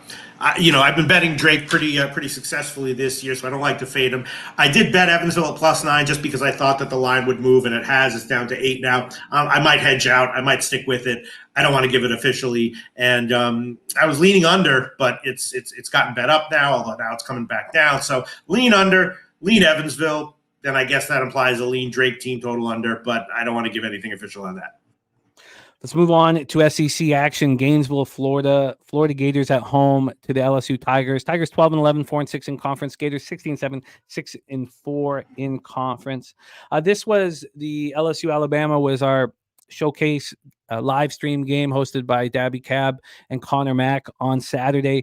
Alabama put up 109 points on LSU's weak defense. That's the second time this year that Alabama has put up 109 points on them. Arkansas put up 95 on them. Arkansas put up 74. Tennessee put up 88 on them.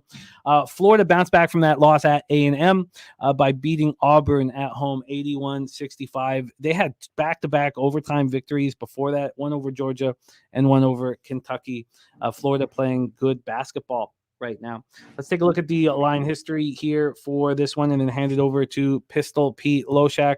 From a spread perspective, we are dealing with a 10, -10 right now for Florida. This went to 10.5 for a little while and then came back to 10. So we have no movement on Florida here at home. Then from a total perspective, we have it sitting at 162.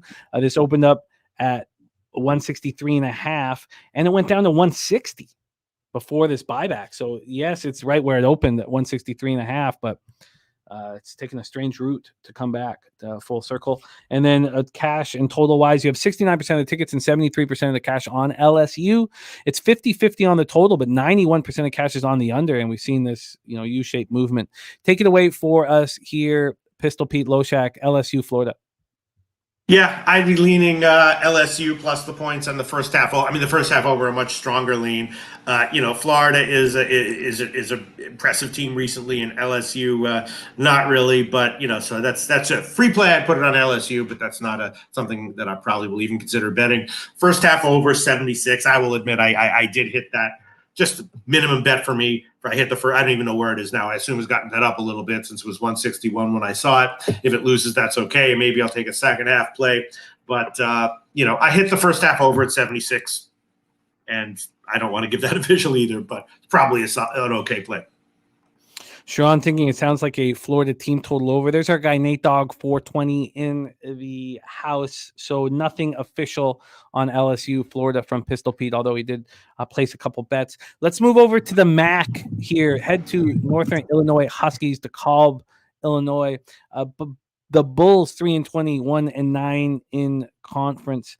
Bulls snapped their lengthy losing streak with an overtime win at Georgia Southern, 82-81 on Saturday, and the Northern Illinois Huskies had their two-game winning streak snapped in a 75-66 loss at South Alabama on Saturday. South Alabama was 6.5-point favorites and really were in control throughout that game. Let's take a look at the line history here and then hand it over to Pete. They're saturated in the house. Great to see you, saturated, my guy. From a spread perspective here, we have Northern Illinois as 9-point favorites. They opened up at -8.5, and it immediately went down to 7 before this buyback. And a legit buyback, a half-point move now towards these Huskies. And from a total side of things, we have a 149. This opened up at 148, and it got all the way up to 152 before that was deemed too high and dropped back down to 149. You have 87% of the tickets and 89% of the cash on Northern Illinois. Then you have 50-50 on the total, but 76% cash on the over. A lot of money here on the Huskies of Northern Illinois. What are your thoughts here on this one, Pete? Yeah, I'm not sure. I guess I'm going to pass on this one. I'd be leaning under, but it's Northern Illinois' guard didn't play in their last game, so I'd want to know if he's going to be in here. I was leaning under, but I didn't bet it, and now it's 149.5. I definitely have a lean under. The spread is tough. Northern Illinois is definitely looks like they maybe turned a corner, and I have no problem fading Buffalo in any way, shape, or form. But even though and especially off of an OT road dog win. So, I would love to take Buffalo team total under, leaning under, maybe first half under as well. Those are my leans. Well, we'll roll on. We'll head to the Big East. And not only do we head to the Big East for Georgetown Hoyas 8-15, 111 in the Big East. At the number 17, Creighton Blue Jays 17-7, 8-5. Not only do we head here, but we head to the taint play of the day. Sweet, sweet taint on this big old dog in the Georgetown Hoyas. Taint on the Hoyas.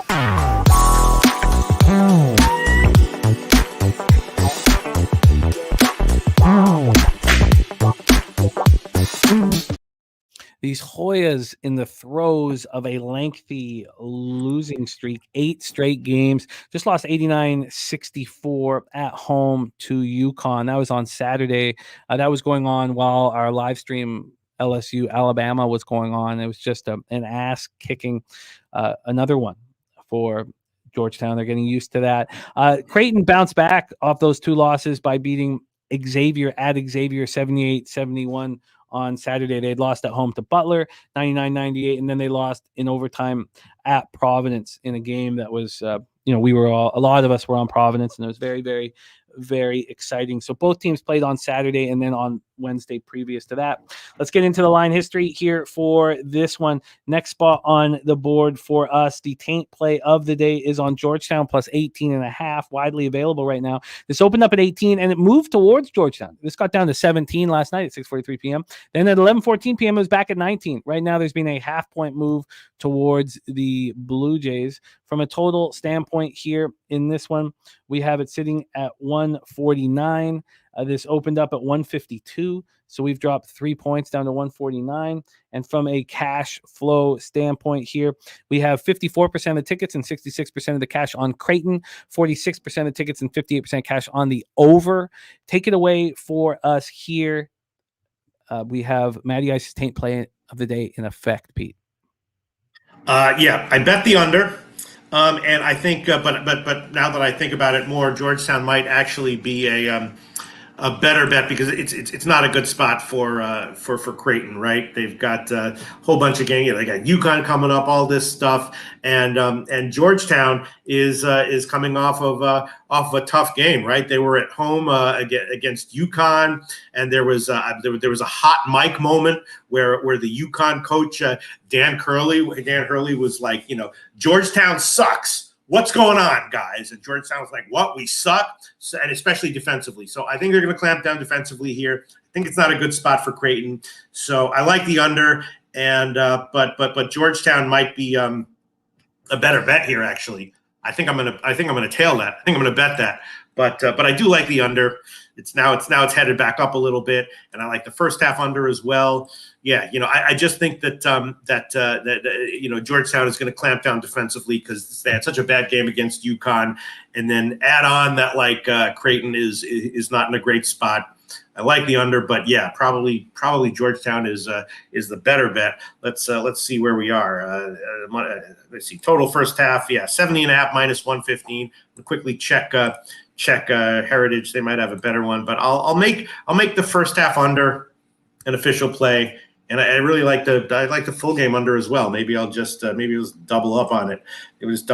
Let's see. Oh yeah, Heritage has 71 minus 111, so we'll make that an official play. Georgetown,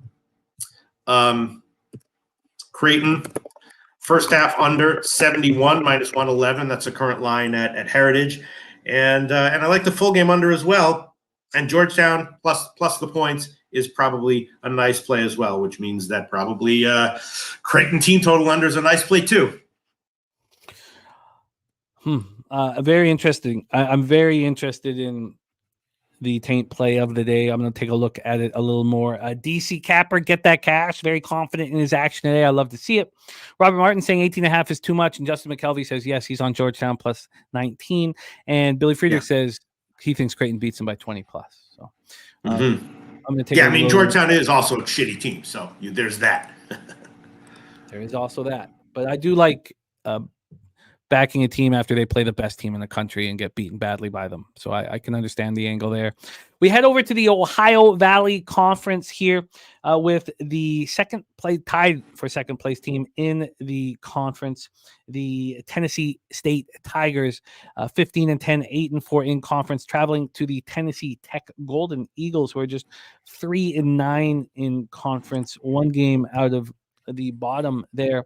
We're in Cookeville, Tennessee for this spot. Let's get into the line history here. We have a Tennessee Tech at +3 as an opener. They got to 4, but now they're back to +3.5. So just a half-point move over towards Tennessee State. We get to the total here in this one.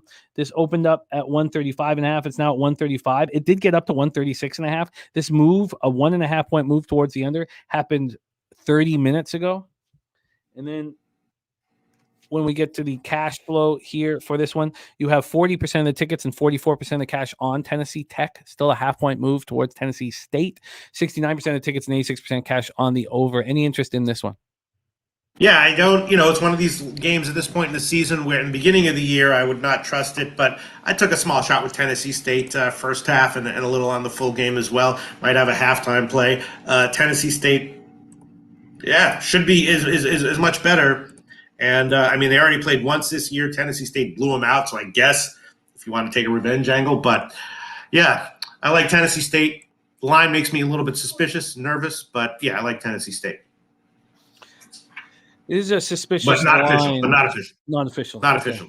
Yeah. It is a suspicious line. Well, let's keep rolling here. We move on to 9 p.m. action. We have cleared all 8 and 8:30 games. 9 p.m. Eastern, number 25 ranked Oklahoma Sooners, 18-6, 6-5 in the Big 12. At the number 12 ranked Baylor Bears, 17-6, 6-4 in conference. We're at Foster Pavilion in Waco for this one. This is a big one. So Oklahoma has won 2 straight, both at home. They beat BYU by 16, followed that up by beating Oklahoma State by 4 on Saturday.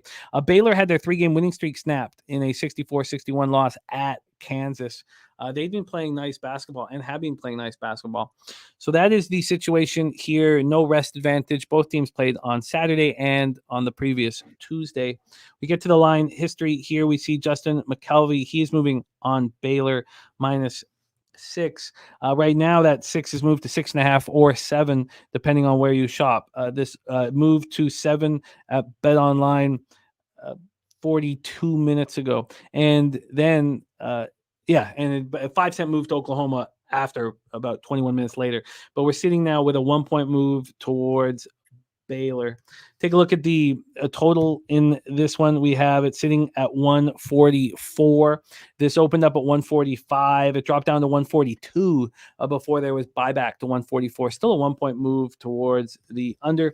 Nasty Nate looking at Baylor first half. When we get to the cash flow for this spot, 60% of the tickets and 74% of the cash is on Baylor. We've seen the market move in their direction. Then 66% of the tickets and 90% of the cash is on the under. 90% cash on the under, and we saw it drop 3 points before there was 2 points of buyback. So just a 1-point move in that spot. Talk to us here, Pete. We're in the Big 12. Sooners at the Baylor Bears. Yeah, I did take Baylor first half. Oklahoma, neutral spot. They're not that much better than Oklahoma, but Oklahoma's coming off the Oklahoma State game, and it's a it's a tough spot for Oklahoma State. So I did take Baylor, even though you're laying a lot of points, and I was leaning under as well. I think that Baylor first half makes a ton of sense. I'm going to look into it further, but I would like to join you on that spot. Baylor first half. Is there anything that you are making official for this one? Well, let's see what Pinnacle has here on the lines here. Yeah, I mean, these lines just get bet. So let me see. Where are we? 3.5. 3 minus 118. Baylor first half -3, -118. Let's see what Heritage has here. 3 minus 128. Yeah. So Pinnacle. Yeah. I don't know, man. All right, I'll take it. I'll take the Pinnacle line. First half -3, -118. Again, don't love it, but I bet it. Why not give it official? All right. First half -3, -118. You are riding with Nasty Nate on that spot. Baylor first half. I also do kind of like the under. I also do like the under as well, but not going to make that official. Yeah. We stay in the Big 12 for our next one, 9 p.m. Eastern. UCF Knights 13-9, 4-6 in conference at the BYU Cougars, 17-6, 5-5 in the Big 12. We're in Provo for this one. UCF's lost 3 of 4, coming off losing at Texas Tech 66-59 on Saturday, losing by 7 there. On Saturday, BYU won their 3rd in 4, winning at home over Kansas State 72-66. Get into the line history here for this one. BJ, thank you. And by the way, Perky Supermax bet on Baylor. Thank you, BJ, for sending us that. I will copy and paste that as soon as I'm done setting up this spot here. But thank you, BJ. So we have UCF BYU here, and we have BYU as 12-point favorites. 12-point favorites. They opened up as 10-point favorites, got up to 12.5, but sitting right now at 12. So a 2-point move towards them. Then from a total side of things here, we have it sitting at here we go. We're sitting at 143.5. This opened up at 140, so it's climbed up 3.5 points. And then when we get to the cash flow for this spot, I think it's right here, we have 49% of tickets, 43% of cash on UCF. So just 51 and 57 on BYU. Then 64% of tickets and 77% cash on the over. Take it away for us here, Pistol Pete, UCF BYU. Yeah, this is another one similar to the Baylor game. I did bet BYU on the first half. Even though UCF has clearly been an undervalued team in general for a while, and BYU slumping after a great ATS-wise, after a great ATS start to the year.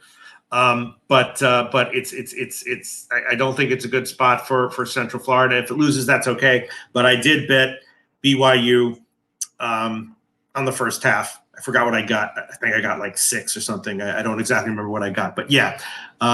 Willing to fade UCF first half, even though UCF has been such a good ATS team for the past, bunch of weeks. DC Capper liking that look you have on UCF first half. Is that something you're making BYU, official? BYU. Oh, sorry, BYU first half. Is that something you're going to make official? Oh, he's on UCF. My bad. Okay, geez, sorry, my bad.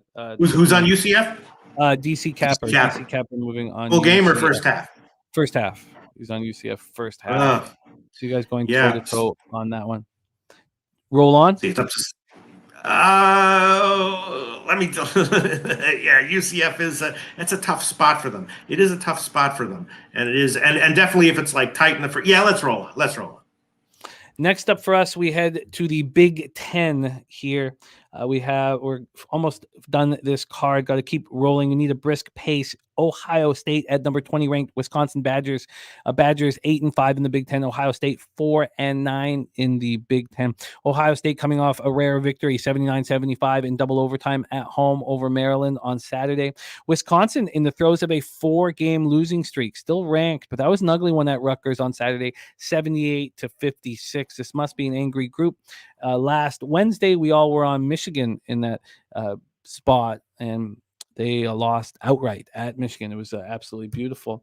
So let's set this up. Both teams have the similar rest advantage. Let's get into the line history and the cash flow and then hand it over to Pete. We have Wisconsin right now as 9-point favorites. Opened up as 8.5-point favorites, got to 9.5, but sitting at 9. So we have a half-point move towards them. Then from a total side of things, we're sitting with a 139. This opened up at 140. It got down to 139.5 and then 139. So just a 1-point move towards the under. And then when we get to the cash flow here, 72% of the tickets and 73% of the cash is on whiskey. And then 46% of the tickets and 64% of cash is on the over. Take it away for us here, Pete. Big Ten action, Buckeyes, Badgers. Yeah, this is a little bit of a tough one. I would love to take. I don't have a very good read on both these teams. I mean, obviously, both of them are like kind of bad, but when they get scrappy, they can be okay. Ohio State, of course, off the OT win, and Wisconsin has been terrible ATS recently. So I'm going to pass on this one, but it feels like a big Wisconsin bounce back spot, and or just a big Wisconsin spot, and if. I might have a bet on this game by tip, but as of right now, haven't bet it and can't give a play. But feels like Wisconsin and probably a lean to the under, but I might pass on this one as well. Tricky game there, Jim. Coach Minton says, what the heck is wrong with the Badgers? Troy Torrance says this is a perfect money line parlay piece to pair with Marquette for plus money. Says Wisconsin will not lose this game considering just laying it. Saturated says OSU is worse. Billy Briz says Wisconsin should bounce back, but they got too many slow white guys, in his opinion. Chosen one, Ohio State 0-6 on the road, but we cashed with Ohio State on the road against, I think, Iowa, I believe. And that was their lone against the spread road victory here.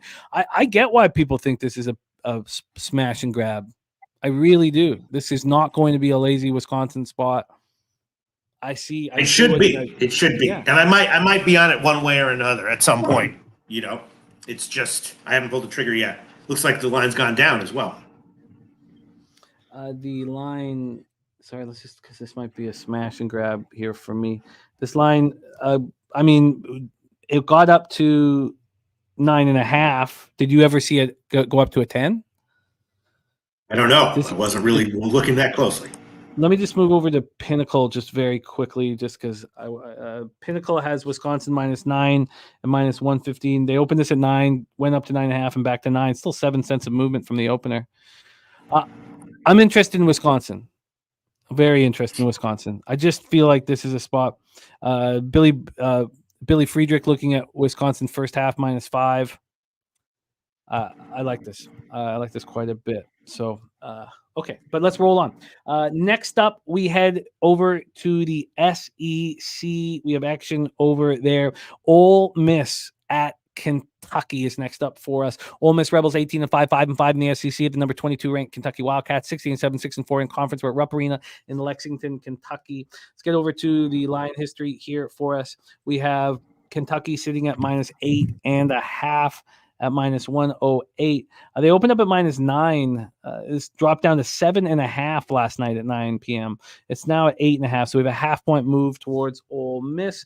We get to the total here for this one. We're sitting at a 162.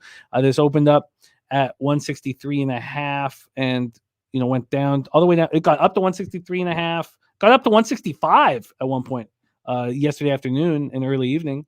Then it dropped all the way down to all the way down to 161.5. Now it's sitting at 162. So we have a 1.5 move towards the under. And then cash flow wise for this spot, we have 61% of tickets and 67% of the cash on Kentucky, 74% of tickets, 86% cash on the over. Take it away here for us, Pete. Ole Miss, Kentucky in the SEC. Okay, sorry. Just had to put a little bet there on Mariano Navone in ATP Buenos Aires. Okay, the Kentucky game. Yeah, this one. Let me just find my notes here. Scroll down. Where the hell is the Kentucky game? Sorry. Just got a little bit distracted here. Jimmy back. Yeah, it's a tough one. Of course, Kentucky. A lot of youngsters who are great as well. Now slumping ATS. And Ole Miss is kind of a team. They're pretty good, but they don't have a lot of stamina. So I wouldn't want to take Kentucky first half here, but I kind of am leaning Kentucky full game. Where's this line moved? I assume it's now up close to 10, right? Where are we? Half point move towards Ole Miss. I mean, Ole Miss is a nice little team there, but on the road here against Kentucky, I'm going to have to. I haven't bet it yet. Thinking about betting Kentucky, not first half, but full game. We saw what happened with Ole Miss in their Auburn game where they were highly motivated there, and in that one I did have Ole Miss first half, but then I didn't have Auburn second half, but they got absolutely crushed in the second half against Auburn, and so I'm leaning Kentucky. Haven't pulled the trigger on it yet. I don't like to time reversal of ATS fortunes so easily, but definitely leaning Kentucky. Haven't pulled the trigger yet. Rob Free says Kentucky ain't it. Says hell not. Justin McKelvey says Kentucky smash spot. DC Cappers moved on Kentucky, but Billy Friedrich says really likes Ole Miss here plus the points. Chosen One says Kentucky spot as well. Coach Mitten says as a Kentucky fan, Coach Cal's on the hot seat with fans. Dillingham needs to play way more than he has been. Slow Jam says Kentucky's lost 3 at home. This is a smack spot. And Rez auto bets whiskey first half. I would like to join you on that one, Rez. So that's the Ole Miss Kentucky spot here. I don't find really I can understand the Kentucky bounce back spot, but I don't feel like betting it here. Let's move on to the next spot on the board. Next up, we have ACC action. We have Louisville Cardinals. 8-16, 3-10 in conference. The Boston College Eagles were in Chestnut Hill for this one. We have Boston College off of 2 straight losses. They lost at home to Florida State last Tuesday, and then they lost at Duke 80-65 on Saturday. Louisville has won 2 of their last 3, coming off a home victory over Georgia Tech 79-67 on Saturday. Let's get into the line history here for this one. We have Louisville right now is 9.5 point road dogs. They opened up as 8-point dogs. So we've had a 1.5 move towards Boston College. Then from a total standpoint here, we have it sitting at 149.5. This opened up at 150. I actually just went back to 150. So we're back at 150 here. So it's no movement there. And then cash wise, we have, here we go. We have 74% of tickets and 83% of the cash on Boston College. All we know is 71% of the tickets are on the under. We don't have a cash flow there. Justin McKelvey just moved on Louisville plus 10. Take it away for us here, Pete. ACC action, Cardinals, Eagles. Yeah, I kind of like Louisville here. Of course, they've covered a bunch of games in a row recently, or where are we? Where have they done? Bunch of been covering for a while now. And, BC not too terrible, but not great, but given that many points. And, I think that Louisville should show up here. And I also kind of like the under in the first half under. Louisville can be a very high scoring team, but BC can slow things down. I do like the first half under. I'll make that official. Pinnacle, I'm seeing 70.5 minus 110. I'll look around and see if I can find a better line somewhere. But first half under 70.5 minus 110. I like that one. Of course, could easily be an 80-point first half, but I think it is. And depending on how the first half goes, I might have a lie better or a second half play. But like in Louisville, first half full game, getting that many points. Like in the under, like in first half under. And I'm seeing 70.5 minus 107 at Heritage. I'll take that. I'll take Louisville, BC first half under 70.5 minus 107. And definitely agreeing with anyone leaning Louisville. And Justin is betting Louisville here. So locked in, Pete Loshak, first half under 70.5 minus 107 in Louisville, Boston College. We roll on 9 p.m. Eastern. Stay in the ACC for the Florida State Seminoles, 13-10, 7-5 in conference at Virginia Tech Hokies, 13-10, 5-7 in conference. We're in Blacksburg for this one. Virginia Tech in the throes of 3 straight losses. Florida State's lost 3 of 4. Their only win was at Boston College, 63-62 last Tuesday. Here, last game on Saturday, 80-76 loss at home to Virginia. On the other hand, Virginia Tech has lost 3 straight. They're coming off a 74-66 loss at Notre Dame on Saturday. They played just the last 2 Saturdays, both road games. So this is their first weekday game in a couple weeks here. And they've lost 3 straight games. Let's get into the line history here, total and spread. This opened up with Virginia Tech as 5-point favorites. Now they're 5.5-point favorites. So we have a half-point move at Bet Online. From a total perspective, this opened up at 150.5, and it's back at 150.5. It did get up to 153 yesterday afternoon, but it's right back from where it started. And cash-wise, 74% of the tickets and 88% of the cash is on Virginia Tech, and the line's only moved a half point. 56% of tickets and 84% cash is on the over. Take it away here for us, Pete. Seminoles, Hokies. Yeah, the line has moved in Virginia Tech's favor, has it? Florida State, I was thinking that that should be a competitive game, and I was leading Florida State first half and full game. Florida State off a home loss, not very good ATS recently, but before that they were on a run of ATS wins, and Virginia Tech just kind of middling ATS. So I wasn't quite seeing why Florida State should be getting this many points. And maybe I will pull the trigger on Florida State first half. I'm just. It is Justin McKelvey. Stacks play of the day is Florida State as well. Yeah, I don't see why not. All right, well, let's make it. Let's see, where are we? Let's make it first half. Where are we? +3 minus 106 at Pinnacle. Or I can do 3.5 minus 116. Oh, maybe I'll do that. Yeah, I like Florida State, and definitely not quite seeing why the line has moved in Virginia Tech's favor. I mean, Florida State's no great shakes, but I don't think Virginia Tech really is either, right? Are they? I don't think they're great shakes. Let me just look at what I'm sorry? +3. What was the juice on your +3? All right, I'll take minus 106. I could have taken 3.5 minus 160, but I'll just take +3 minus 106. Florida State first half +3 minus 106. Official play. That's line of Pinnacle. You and Justin are riding together here. Correlated action. I mean, you're on first half, and he is on the full game. First half +3 minus 106. That's Justin's play of the day. The Stacks play of the day. We roll on, Pete. Next up for us, we head over to the Mountain West, where DJ Big Boss does it best. Colorado State Rams 19-5, 7-4 in conference at the San Diego State Aztecs 18-6, 7-4 in conference. This conference is good and fun. Colorado State's won 4 straight, coming off a 66-47 victory at home over San Jose State. Back-to-back home victories, beat Boise State and then San Jose State. That San Jose State win was on Friday evening. San Diego State, on the other hand, lost that tough 70-66 overtime game on Friday as well at Nevada. They've been playing good ball, and they went to Colorado State and lost 79-71.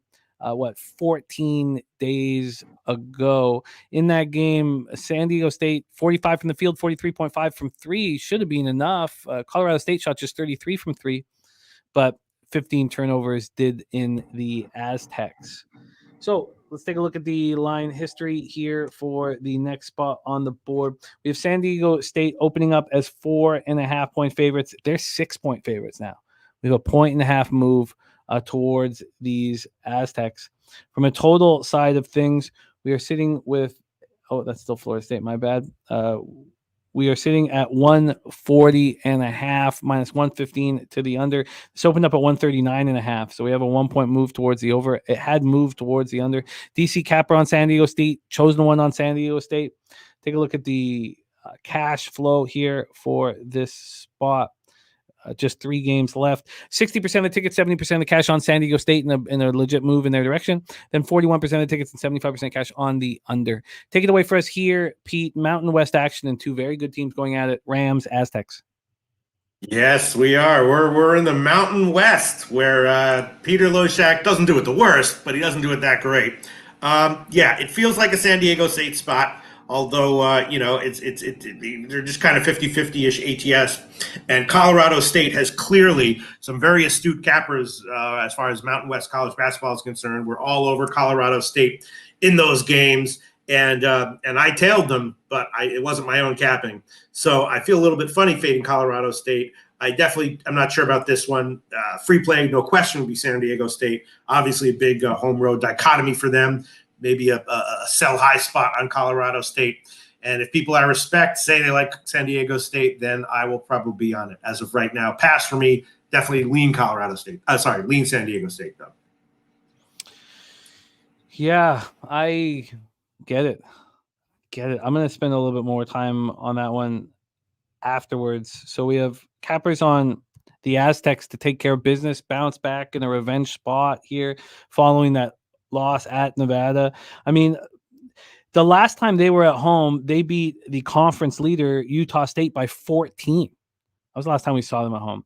And then they beat Wyoming the time before that. There's the previous game at home by 16. Why wouldn't San Diego State take care of business here? I think it's the play, and you see this a lot with these Mountain West teams like, San Diego State and Colorado State on the road. They look awful. Then they come back home. They look great. Go back on the road. They look awful. So you got, both Colorado State and San Diego State, historically, and I think this year as well, are home road dichotomy teams. So although, Colorado State blasted Fresno though, but that's just one game, of course. We stay in the Mountain West for our next spot. I'm very interested in San Diego State, and I plan to move on them. 10 p.m. Eastern, Air Force Falcons, 8-15, 1-10 in conference, playing another horrible team. San Jose State Spartans, also 1-10 in conference, 8-16 overall. We are in San Jose, California for this spot. Damn, I thought I had it set up. Let's take a look at the rest situation here. Just one game after this before we head to the 6-game NBA card. And here we go. Both teams just in the throes of real legit losing streaks. The last 2 games, the San Jose State Spartans have scored a combined 104 points. The Air Force can score a bit, but they can't defend at all. They allow a ton of points here. So 2 bad teams going at it. Now, Air Force almost beat Fresno State at home 68-66 last out, and at home they didn't play San Diego State bad, losing 77-64. Their last road game they lost 94-56 at Boise State. But is San Jose State capable of taking care of business at home against a bad basketball team? Let's take a look at the line history here for this one. Second to last game on the card, we have the Spartans at -3. San Jose State at -3. They opened up at -2.5, got up to 3.5, leveled out off at 3, a half-point move towards them. And then from a total side of things, we're sitting here with a 134.5. This opened up at 137.5. We've had a 3-point move towards the under. And then when we get to the total here, the cash flow here for this one, we have 36% of tickets and 75% of the cash is on Air Force, but still a half-point move towards the Spartans. 61% of tickets and 78% cash on the over. Take it away for us here, Pete. Falcons, Spartans. Yeah, I mean, who knows? Pass, game your free play. Sure, I'd chuck it on San Jose State, but 2 terrible teams, as you said. Air Force is bad, but they, against a team like this, probably can keep it close. Pass. Free play, sure. San Jose State, why not? Yeah, this one is ugly. So let's go into the final spot on the board, the 25th game that we've touched on in NCAA basketball today. New Mexico Lobos 19-5, 7-4 in conference. At Nevada Wolfpack 19-5, 6-4 in conference. Two very good basketball teams here in the Mountain West. We have New Mexico coming off the loss at home to UNLV, probably an angry group heading out onto the road here. And Nevada has won 3 straight and just won at home over San Diego State 70-66. And that came on the heels of them traveling to Utah State and beating them 77-63. Here we go. Let's go into the line history. We have our guy Slow Jams Arsenault saying Wolfpack revenge. JP Taylor says that terrible NCAA card as far as betting. Not sure he even wants a birthday pick now. Wow, I found there's some appealing spots here on your birthday. Yeah, I would say I don't know if there's anything I'm loving, but there's a lot of stuff I'm liking a little. Yeah, I'm with you. You feel me? Nevada opened up at a pick'em, Pete, and moved to 3. That was the move. A pick'em at 1:28 p.m. and a 3-point move at BetOnline at 9:40 p.m. Right to 3. Then it even got to 3.5 around 1 in the morning. But we've had buyback. It's now at 2. A 2-point move towards these Wolfpack. And then from a total side of things here, we are dealing with a 155 opened up at 155, got up to 155.5, dropped to 154.5, still sitting just right there at 155. And from a cash flow perspective, 32% of the tickets and 47% of the cash on the Lobos. Line's not moving towards them. 43% of tickets, 64% cash on the under. Final NCAA basketball game on the board. Pete, you have a move here. Yeah, this is a game where I wish I could consult some of these people who cover the Mountain West and do it best. Seems like New Mexico would be the play here, right? I mean, Nevada covered, 4 or 5. The one loss, the blowout loss at New Mexico, but New Mexico had a huge, 3-point shooting game in that one. So this one will, I'm sure, be much more competitive. New Mexico off the home loss. Maybe, Nevada definitely has turned a corner, but it's still maybe a little bit of a sell high spot on Nevada.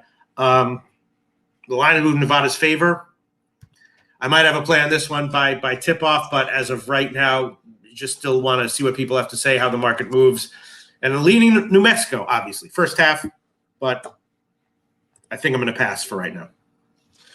Excellent work, Pete. You just capped 25 games for us. Let's review action here. First off, Justin McKelvey stacks play today is Florida State plus 5.5. Billy Friedrich is on LaSalle Davidson over 141.5.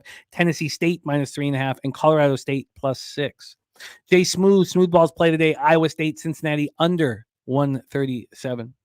Pete, you get your card started with Marquette, first half -1 at -126. I'm very interested in joining you on that one. Then I'm interested in Syracuse. I'm also interested in Cincinnati.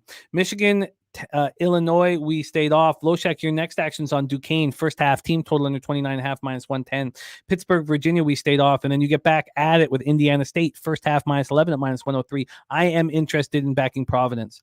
Then Loshak, you're on Vanderbilt, first half, +5 at -108. I expect to join you on that one. You're also on the under 136 in Texas A&M Vanderbilt.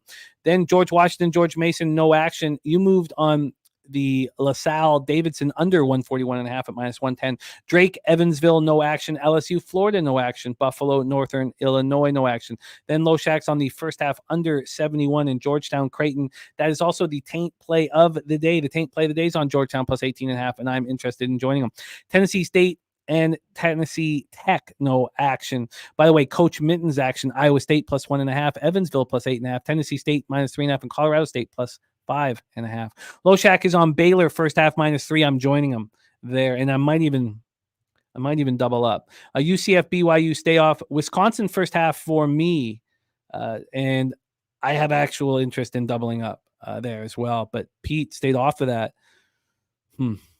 Ole Miss, Kentucky, no action. Pete is on the first half under 70.5 in Louisville, Boston College. Loshak's on Florida State, first half +3. And Justin McKelvey, as I said, that's his stacks play today, full game. San Diego State becomes less appealing hearing about these guys on Colorado State. So that we've just mentioned. So I'm going to maybe tap the brakes, but I still will take a very hard look at it after the show. Air Force, San Jose State, we are off as we are with the Lobos Wolfpack. That is our 25 game slate. Is there anything that you wanted to add to that, or do we move on to NBA? No, I don't really want to add anything, but yeah, just again, like leans would be Pitt, Virginia, first half under. Definitely a lean there. Yeah. Let me see. Yeah, leans all around here. Yeah. Buffalo, Northern Illinois, first half full game under, lean. LSU, Florida, first half over, lean. Yeah. Georgetown, Creighton, full game under, I guess, as well, lean. Yeah. Interesting card, Jim. Very, BYU, first very, half, lean. very, very interesting card here. Very, very interesting card. I like it. I like where we stand. So we'll see how it all how it all bangs out. All right. Let's roll. Next we move on to NBA. Are you ready to attack? Yeah, sure. All right. So now there's been a lot of talk about us doing the horse race on Tuesdays instead of Wednesdays and Fridays, so that we could do a horse race together. Pete, have you been watching the horse races that we've been doing? Wait, you and me? You mean instead of doing all this shit, just doing horses? No, we have a PSR Gold member horse race every Wednesday and Friday. And there's been talk of us doing it on Tuesdays here with Pete for all of the PSR Gold members. So if you guys want us to do it today, at this point, we're going to do it Wednesday and Friday. But if you want us to do it today, I've been sent a message saying that we need 5 new members for PCR Gold or PSR Gold, 5 new members for the horse race, or we'll just do it tomorrow. There is $100 up for grabs because Jeff Slaughter won on Friday. So if we get 5 new members for the gold, we will do a $100 race today. If not, we will wait till tomorrow. Okay. So okay. I'm sorry. Oh, you meant that like the fake race. I thought you meant doing a horse racing show, Jim. I was confused for a second. No worries. No. Oh my God. Okay. My heart went into my throat. Oh, no, great. No worries. Okay. Jesus.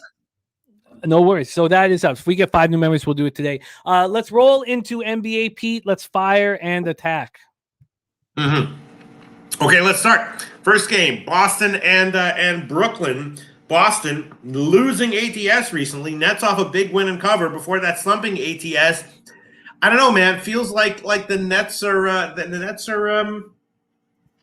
maybe have some life to them right now. Simmons is in, right, contributing well. They got that new guy Schroeder. They're just playing kind of well. A home dog here. I'm sure the market catches up real fast to NBA stuff, and maybe the market hasn't quite caught up to that the Nets are about to become a little bit better. Leaning Nets plus all those points. Yeah, let's talk about this one. This is also, there's a ton of back-to-back stuff going on here that we'll be discussing for each game. This is the first of a home back-to-back between these two squads. They meet in Boston next. That is tomorrow night. They meet in Boston tomorrow night. Let's take a look. We're going to go back to Pinnacle line moves. So here we have Boston opening up at -8 and a -8, excuse me. They got up to 9. They're sitting now at 8.5, a half-point move towards the Celtics.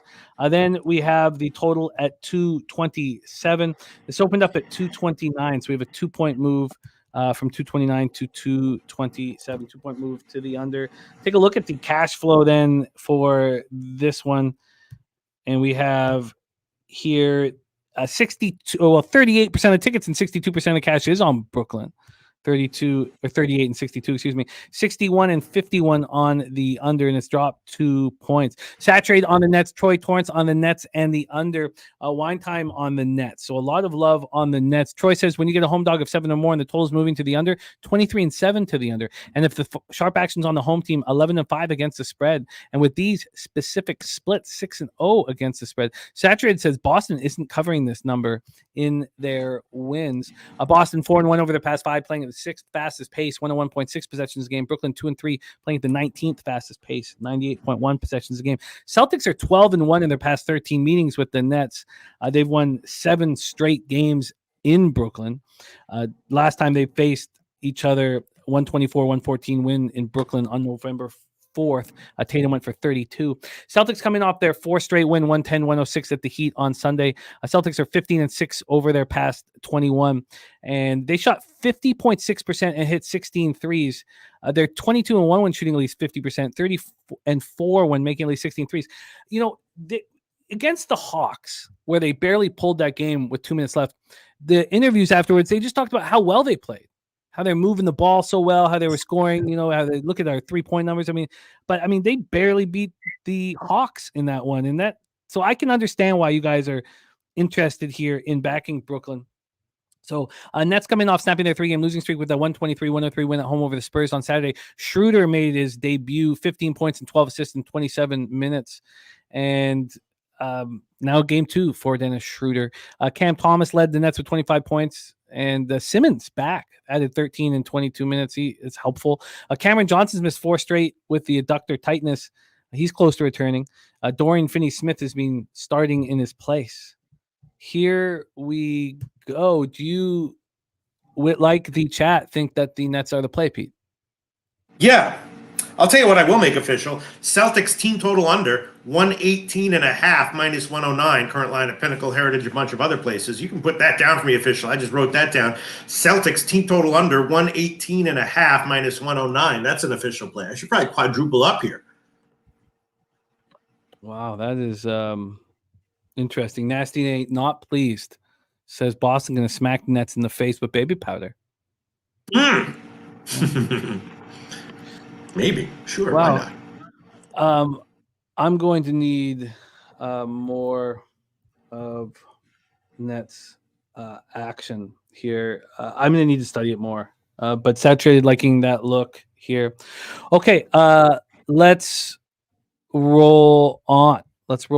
Rodney Barton 7 dogs covered yesterday in the NBA. 8 games went under. Players getting ready to pack up for vacation soon. All-star break at the end of the week. Sly Astute is on Boston, Brooklyn first half over at 116.5. And Brent Cook says Nets get destroyed.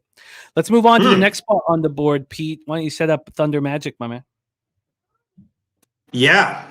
OKC off a nice win and cover, but before that they weren't covering. Orlando, though, continues to roll ATS, and they're a home dog here. Man, I don't know. Feels like, how can you fade Orlando right now?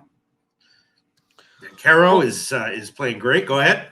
I have this interesting situation where, I get 2K if the Magic win the division. It was Dan Kelly tail. Dan Kelly and Dennis Garcia tail for Orlando to win the division. And I've been saying, I would like to hedge this. I'm nervous about the Heat. But now the Heat have been decimated. Absolutely decimated here. And now the Magic are favored again. The Heat are even money. And with the Heat being decimated in Milwaukee, but I was waiting for them to get plus money so that I could at least guarantee $900 or $1,000 on the action. I've not done that yet, but I'm very interested in this spot because of the future action. Let's take a look at the line history here on this one. Thunder Magic Kia Center in Orlando. We have Magic right now at +2 or +3. Pinnacle's moved it to 3, +3 right now. Opened up at 2.5, a half-point move on the side, and then from a total perspective here, and these games are so tricky before the All-Star break, but the Magic are finally healthy and they're finally whole again. This total is sitting here at 223.5. It's juiced to the under. It opened up at 226.5, so we have a 3-point move to the under. And when we get into the cash flow here for this one, 48% of the tickets and 70% of the cash are on the over. Go to all markets. I'll make it easier. And we have 49% of tickets, 37% of cash on Thunder. So 51 and 63 on the Magic, and yet, it's a half-point move towards the Thunder. And there's so many storylines here tonight. Like King Al saying, O'Neal's number 32 will be the first jersey retired by the Magic here. And then we have another meeting between Banchero and Chet Holmgren, the 1 and 2 picks in the 2022 draft. Thunder coming off snapping their 2-game losing streak, 127-113 at home on Sunday. They won 9 of 13, but this is their 3rd game in 4 games. 4 days, excuse me. They're going to be without Gordon Hayward and Bismack Biyombo until after the All-Star break. Magic coming off their second straight win in 5th in 6 games, 114-108 at home in overtime versus the Bulls on Saturday. And this is the first of a home back-to-back for them. And they play the Knicks tomorrow night. And over the last 4 games, Wagner has stepped up 30.3 points per game and shooting nearly 60% from the floor. 60% from the floor. I'm surprised that there's been a half-point move towards the Thunder. I'm nervous about this home at home. This wasn't one of the spots that I was really wanting to attack. Sly Astute says the Heat will start to turn around with everyone coming together, so watch out for that after the break. I agree, absolutely that. Brent Cook says OKC is playing terrible. Don Play says the Thunder are small. And Sly Astute says Orlando's been allowing teams to run on them early. Troy Torrance leaning towards the Magic says database says no edge, so no play for him. And Razor Sharp Pick says public betting the over, but the total is dropping. Sky Dragon, though, on the Magic money line. Justin McKelvey on Magic plus 2.5 and money line. Jay Smooth has Orlando plus 3 in his pocket. This game makes me nervous. I don't feel like I don't feel like the Magic have been that good in this winning streak. Now we've seen signs of them being very good, and now they're whole again. I don't know. This is tough, man. Is this something that you wanted to move on, Pete? Jim, can you hear me? Yes. All right, I spilled some coffee on my fucking thing here, so my mouth is going a little bit nuts. I got to dry this shit off, so it's possible I might get disconnected or something. Also, why is Banchero assists at 5.5? He's gone over like 10 games in a row. Yeah, he's gone over. That doesn't make any sense. I was like, Banchero assists over, no brainer, but maybe not. It's always tricky. It's tricky. It's tricky when the player prop is dropped under something that they've been hitting over and over and over and over again. Feels trappy. All right, I'm going to pass for now, but it's very tempting to make a few different plays on this one. Okay. Okay, well, let's roll on here. Let's roll on. I need the Magic to win one of these 2 games, to put me in a nice spot here moving into the second half. I don't feel like I need to necessarily bet this one, but and also I would like to see the line move a little bit towards the Magic here, but I'm not going to be moving on this one. Let's move on. 8 p.m. Eastern. Miami Heat 28-25, 13-12 on the road. The Milwaukee Bucks 35-19, 23-6 at home at Pfizer Forum, Milwaukee, Wisconsin. Miami 3-2, playing at the pace 97.20 possessions game. That's 22nd in the NBA. Milwaukee 2-3, playing at 97.70 possessions a game. So they're both playing at a similar pace. But here we have the Heat with Butler, Richardson, and Rozier unavailable. And then Duncan Robinson, we don't even know if he is going to be in the lineup here tonight. Sorry, you were supposed to set this one up, Pete. My bad. Yeah, sure. No, I hit the under overnight. I didn't get I don't think I got the opener. I got 226.5 with all these issues for Miami personnel wise, and then you got they've been going under since Rivers has taken over. Very defense oriented. Going under. I think they've gone under in like either all of his games or all but one since he took over. I took the under. Now it's dropped down to 223. Mm-hmm. I guess I'd still take it. I'm sorry. I guess I'd still take it. Yeah. Yeah, you said that would happen here. I texted Jim. Jim. I didn't want to go public with it in case I was extremely wrong, but yeah.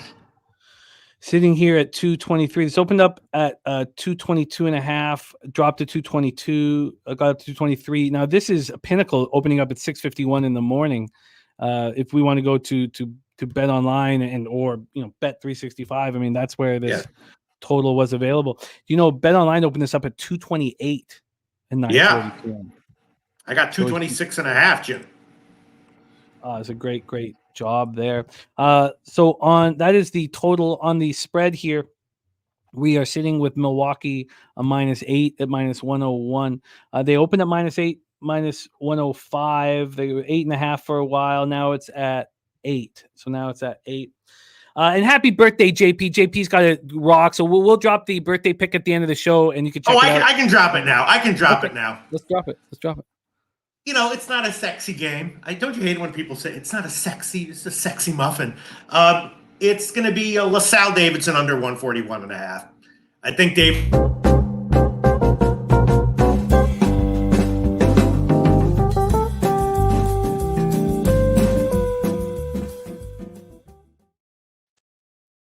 There you go. All right, that's not a sexy pick. This isn't a sexy game. LaSalle Davidson, but it's a full game total under 141.5. I think it's pretty straightforward.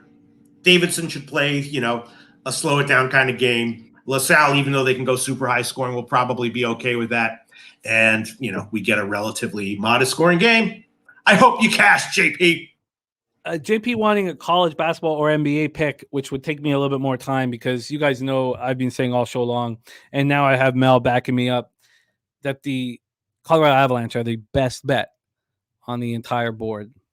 So I would rather just give you that, JP. But I know you did ask for basketball or college basketball, but that one is smash and grab. I'm sorry. Did he want to pick from you? I'm sorry. I didn't. No, he wanted your birthday pick. No, it's from you. He asked for both of us, but he asked for both of us. You're the master of birthday picks, so that's why we hammered it there.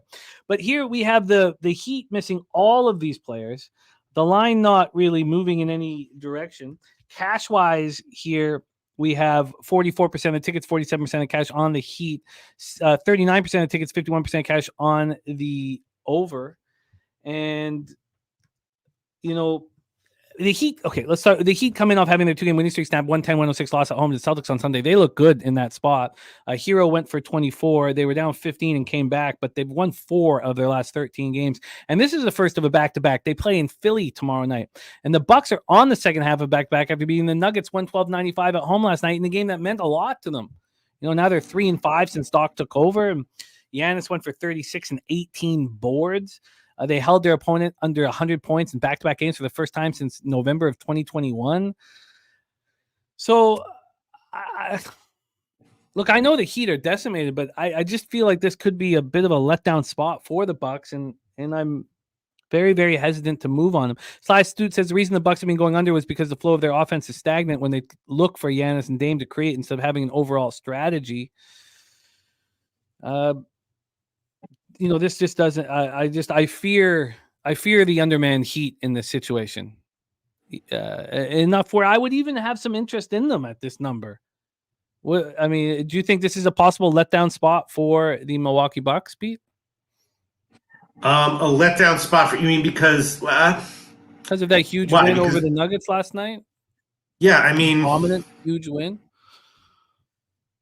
I don't know. Not I teams that a lot of no, I don't think so. My sense is that obviously I'm not, but when teams have a new coach and they're playing home game after home game after home game, it's not really let down spot kind of situations. They're just kind of playing well, trying to play well, game in and game out.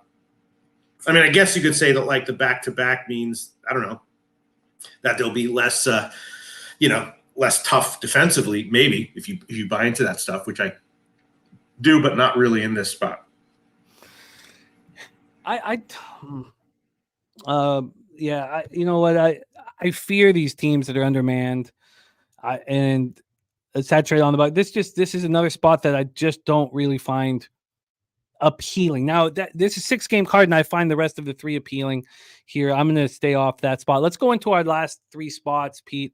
Let's get into the 10 p.m. action because the next spot on the board, Pete, is BJ's best bet. Suns -4 is his best bet. So why don't we set that one up? Yeah, okay. I'm not exactly sure what to make of this one. I have no real opinion on it other than I think that De'Aaron Fox is probably going to have a nice scoring day here. And I might look at him to have a, over whatever his points prop is. But yeah, Phoenix, of course, off the Golden State loss. And before that, they had been, rolling ATS wise and straight up again. So yeah, I would be leaning Phoenix here. The number struck me as a little bit weird that it was, I might have expected, 6 or something like that. But that's what I'm leaning. Phoenix and maybe De'Aaron Fox over points. Sly Astute leaning to the over in this one. Sacramento Phoenix. It's opened up at 242, gone up to 244.5. Did get up to 245.5 before there was buyback.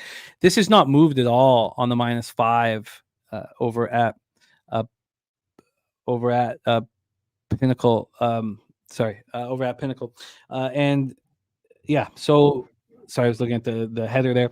Kings Suns Footprint Center in Phoenix, Arizona. Both teams playing at such a fast pace, and both are healthy, really healthy squads. Sacramento 2-3 over their first or last 5 games, are playing 5th fastest pace in the league, and Phoenix now playing the 2nd fastest pace in the league, 103.6 possessions. Yeah. Kings coming off their 3rd loss in 4 games, 127-113 at the Thunder on Sunday. This is the first of a road back-to-back, so they face Denver tomorrow night, and we all remember the situation was reversed last week. The Nuggets had just beaten the Lakers on Kobe night, and Torrey Coker, now a member of PSR Gold. Torrey Coker in the house. We love you, Torrey. Thank you, man. Means a ton to us. So, the Nuggets are going to demand revenge on the Kings tomorrow night. But what's going to happen here the night before? Suns had their 3-game winning streak snapped, a 113-112 loss at Golden State on Saturday. This is the first of a home back-to-back. They play Detroit here tomorrow night. So we've had no movement at all on the spread. 62% of the tickets, 63% cash is on the Suns. Now, that's no movement at Pinnacle. And then you have 36% of tickets and 41% cash on the over, and more bets on the under, and the line's moving towards the over. I want to fade the Kings so badly tomorrow. So I want them to win here. Don Play saying the Kings have playing no defense. I expect the Suns to play very well, after losing that game at Golden State on Saturday. I expect them to play very well, but it is kind of suspicious, like you said, that this line isn't bigger and the line isn't moving. It makes me not interested, because I so badly want to fade the Kings tomorrow in Denver. My whole plan is wrapped around that. Do you want to make anything? And Billy Friedrich says this is an under here in Kings Suns. Is there anything you want to make official here, Pete? No. But yeah, I want to pull the trigger on Phoenix. It might be just like a no-brainer kind of thing. Maybe it is, because they bounce back off of that spot. Maybe it is. And I'll leave a note here to dive in a little deeper here after the game. But the great part about starting this cap is so many of these teams are playing tomorrow night, and we're going to have real edges at that point here. Real edges. I'm very interested in moving on these last 2 games, though. Very, very interested. So, Pete, why don't you set up the next spot here at Moda Center in Portland, Oregon? All right. Well, you were talking about letdown. I didn't think that was necessarily the case for Milwaukee, but it might be for Minnesota, right? Nice win. Nice win over the Clippers. I know that was a highly debated game. I knew people I respect on both sides of that one. Now they're giving a whole bunch of points to Detroit, and I was thinking, I didn't tell anyone about it, but I was thinking Portland. They're giving a whole bunch of points to Portland, and I was thinking maybe Portland getting all those points, 8.5 is the last I saw, is worth a shot. Yeah, still hasn't really moved. 8.5. Why not? Let down from Minnesota, maybe? You tell me, Jim. I'm extremely interested in Portland here, but I have some concern about the third quarter. I have some concern, if the Timberwolves play sloppy, in the first half, that they'll just take over in the third quarter. But I want the Blazers, and I want them here. At Pinnacle, there's been 6 cents of movement towards the Timberwolves, -105 to -111. That's it. From a total side of things here, we have a 213.5. This opened up at 217.5. So we have a big move to the under. And then from a cash flow standpoint here, 66% of tickets and 75% of cash is on Portland. So there's a lot of people who are under a similar assumption that this isn't the best spot for Minnesota. 61% of tickets and 55% cash is on the over, and this line's dropped 4 points. Here, both teams are playing at a very slow pace. Portland's slowest pace in the NBA over the last 5 games, 92.28 possessions a game. Troy Torrance says he does not see a letdown. Brent Cook giving his final score of 118-109.5 says Blazers could cover. Saturate looking at Portland team total under 104.5. So, these teams face each other again here on Thursday night, which is going to be real advantageous, I expect, for us. And the Timberwolves are on the second half back-to-back after winning their third and 4 games. It was a statement game, 121-100 at the Clippers last night. Cat went for 24. Ant went for 23, 8 and 7. Rudy goes for 17 and 10. That's 36 double-doubles on the year. Blazers coming off their 4th straight loss, 93-84 at home versus Pelicans on Saturday. But this is their 3rd game of a 7-game homestand, which is a pretty nice spot. And Anthony Simons is going to play. You expect him to just miss 1 game with that sprained left ankle. He had 29 points in 25 minutes, and then he got hurt. They were beating up on the Pistons until he got hurt. They were up by 23 when he got hurt. They lost in overtime. He's averaging 23.4 points per game. Now he's only played in 29 of Portland's 52 games. So Scoot will not be on he's questionable, so we don't know for sure. He missed the Detroit game and the loss against the Pelicans. Brogdon out for 2 weeks. Shaden Sharp out for 6 weeks. Jeremy Grant been playing excellent, 28.4 points per game over his last 5 appearances. He went for 49 against the Pistons. He put up 24 against the Pelicans. I want to be involved with Portland. I'm certainly not going to double up, and I'd like it to be early, first quarter or first half is where I think they'll roll. I think they'll roll with Simons back on the floor, and I think that they can be in the game. But your first quarter is not a very big number. I guess I find the first half a little more appealing. What would you find the most appealing, first quarter, first half, or full game, Pete? Me personally, I don't know, but I want to shout out Eddie Mush. Eddie Mush asked if I had the under in the Super Bowl. No, but I did have the sacks under. Both teams and the Niners. Eddie Mush. Yeah, I had unders in the sack props. Sorry, first half or first quarter? Yeah, I really don't know. I would be leaning under, but I think I'm going to pass on this one. I want to move on it.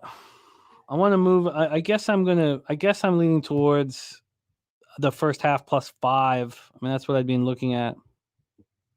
I think I lean there.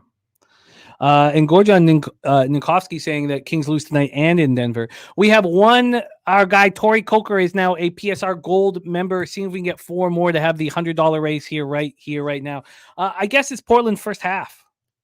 Portland first half for me is what I'm expecting at this point, but I'm going to spend a little more time with it. Let's set up our final game on the card, Pete, and see if we can get to that horse race.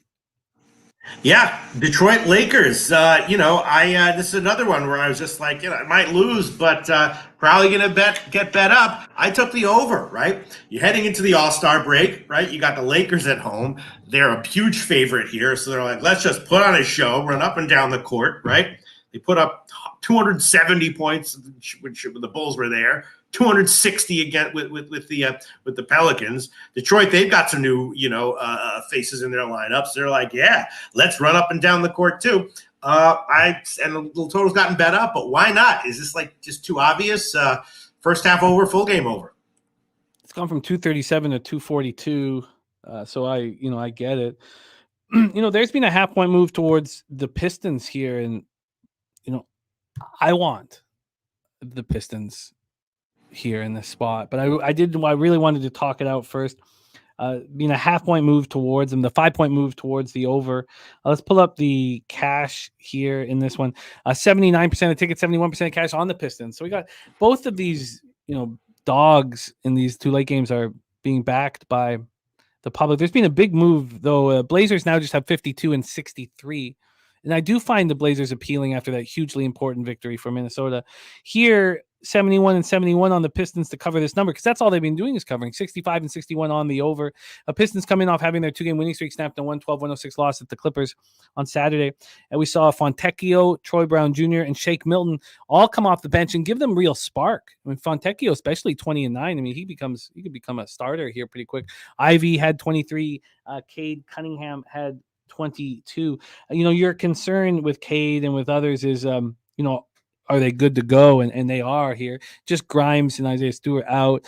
Davis and James, of course, game time decisions. And then the same group is being out. Christie's kind of new, but Reddish, Vanderbilt, Vincent all out here. And I mean, I find it tricky to figure out whether the Lakers are going to be locked in here early in the game, and I don't think they will be. They're coming off their 4th win in 5 games at home versus Pelicans on Friday. Russell was great, 30 points. He looked very, very good. Him and Reeves they went 9-17 from 3 combined, and Dinwiddie's expected to be available. And this is the first of a back-to-back. They play at Utah tomorrow night. I think that the Pistons cover this basketball game. And, maybe I should just keep it clean and take the Pistons to cover and the Blazers to cover just full game. I'm starting to lean towards doing that here. Initially, I was first half on both of them, but I don't see why. I just don't see these 2 big favorites being locked in and ready to fight here. So, and Craig Wilkinson, now a gold member of Pub Sports Radio. Thank you, Craig. There's 2 new members. I love it. So what do you think, Pete, in this one? No, I couldn't care less about the spread. I'm thinking about the over. Is there some reason to think that one of these teams is going to clamp down defensively? Because the first half total is less than 50% of the full game. I was thinking of chucking that on there. It's now down to 241 at Pinnacle. No, I can missing understand. something? I can understand it. All right, I will not freak out because of micro line moves in the middle of the show. You can add on for me the over 241 minus 110, current line at Pinnacle, 241 minus 110, and I'm thinking about throwing on the first half over as well. It's just 118 and a half or 118. Over, is it 241 and a half? Nope, 241 minus 110, Pinnacle. Okay, you got it. Over 241 in a possible first half edition.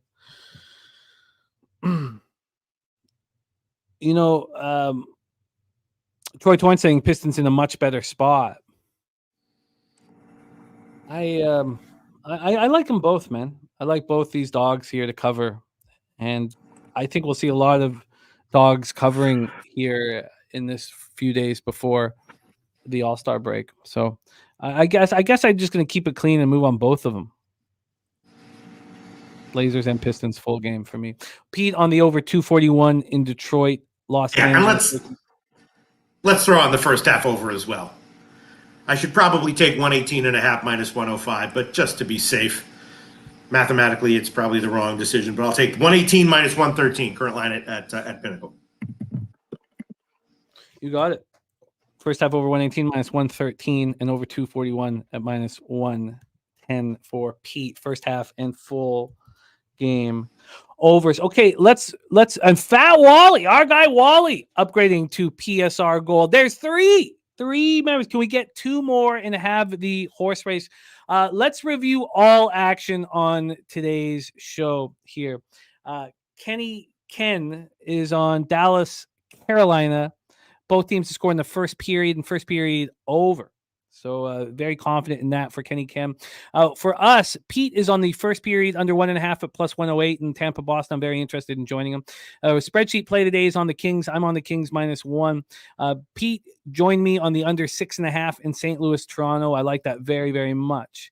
Then I don't know if I get to the window with the Blue Jackets, but I'm certainly look at it a little more. Colorado Avalanche -1, I believe, is the best bet on the entire board. Loshak is on the Isles -1 at plus 101, as well as me. I moved on that last night. I think I got +1. Oh, no, that was this morning. I got plus 103. And then I'm on the Predators -1. That line's moved heavily against me. And I was interested in the under 6.5 in Carolina, Dallas. Stimmy's on the over 6.5. I'm going to let that go. Then Vancouver, Chicago, we have no action. Detroit, Edmonton, no action. Then in college basketball, Justin McKelvey, stacks play today, Florida State +5.5. Billy Friedrich on LaSalle, Davidson over 141.5. Tennessee State -3.5 and Colorado State +6. Smooth balls play today, Iowa State and Cincinnati under 137.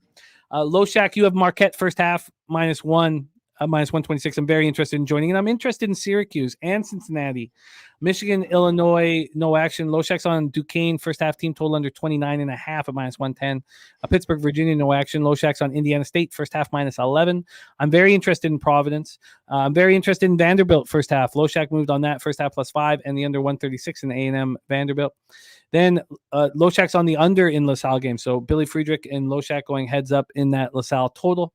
Drake, Evansville, we stayed off. LSU, Florida, we stayed off. Buffalo, Northern Illinois, we stayed off. Loshak first half under 71 in Georgetown, Creighton, and the taint play today is Georgetown plus 18.5, which I'm interested in. Tennessee State, Tennessee Tech, no action. And Loshak's on Baylor first half -3. I like that a lot. Want to join them. UCF, BYU, we stayed off. Wisconsin is going to be a move for me. I'm not sure. It kind of feels like a double up smash spot. 4 straight losses. It really does. Ole Miss, Kentucky, no action. Loshak on the first half under 70.5 in Louisville, Boston College. Loshak on Florida State first half +3, which correlates with Justin's stacks play today, which is full game 5.5. I'm interested in San Diego State, but I'm going to take a little more time on it. And then we stayed off the 2 Mountain West late games: Air Force, San Jose State, and New Mexico, Nevada. And we have just received word from Jeff that he says, let's go ahead with the horse race. Jeff says, let's go ahead with the horse race. We have $100 up for grabs right now, and we're going to start doing the horse races on Tuesday and on Friday.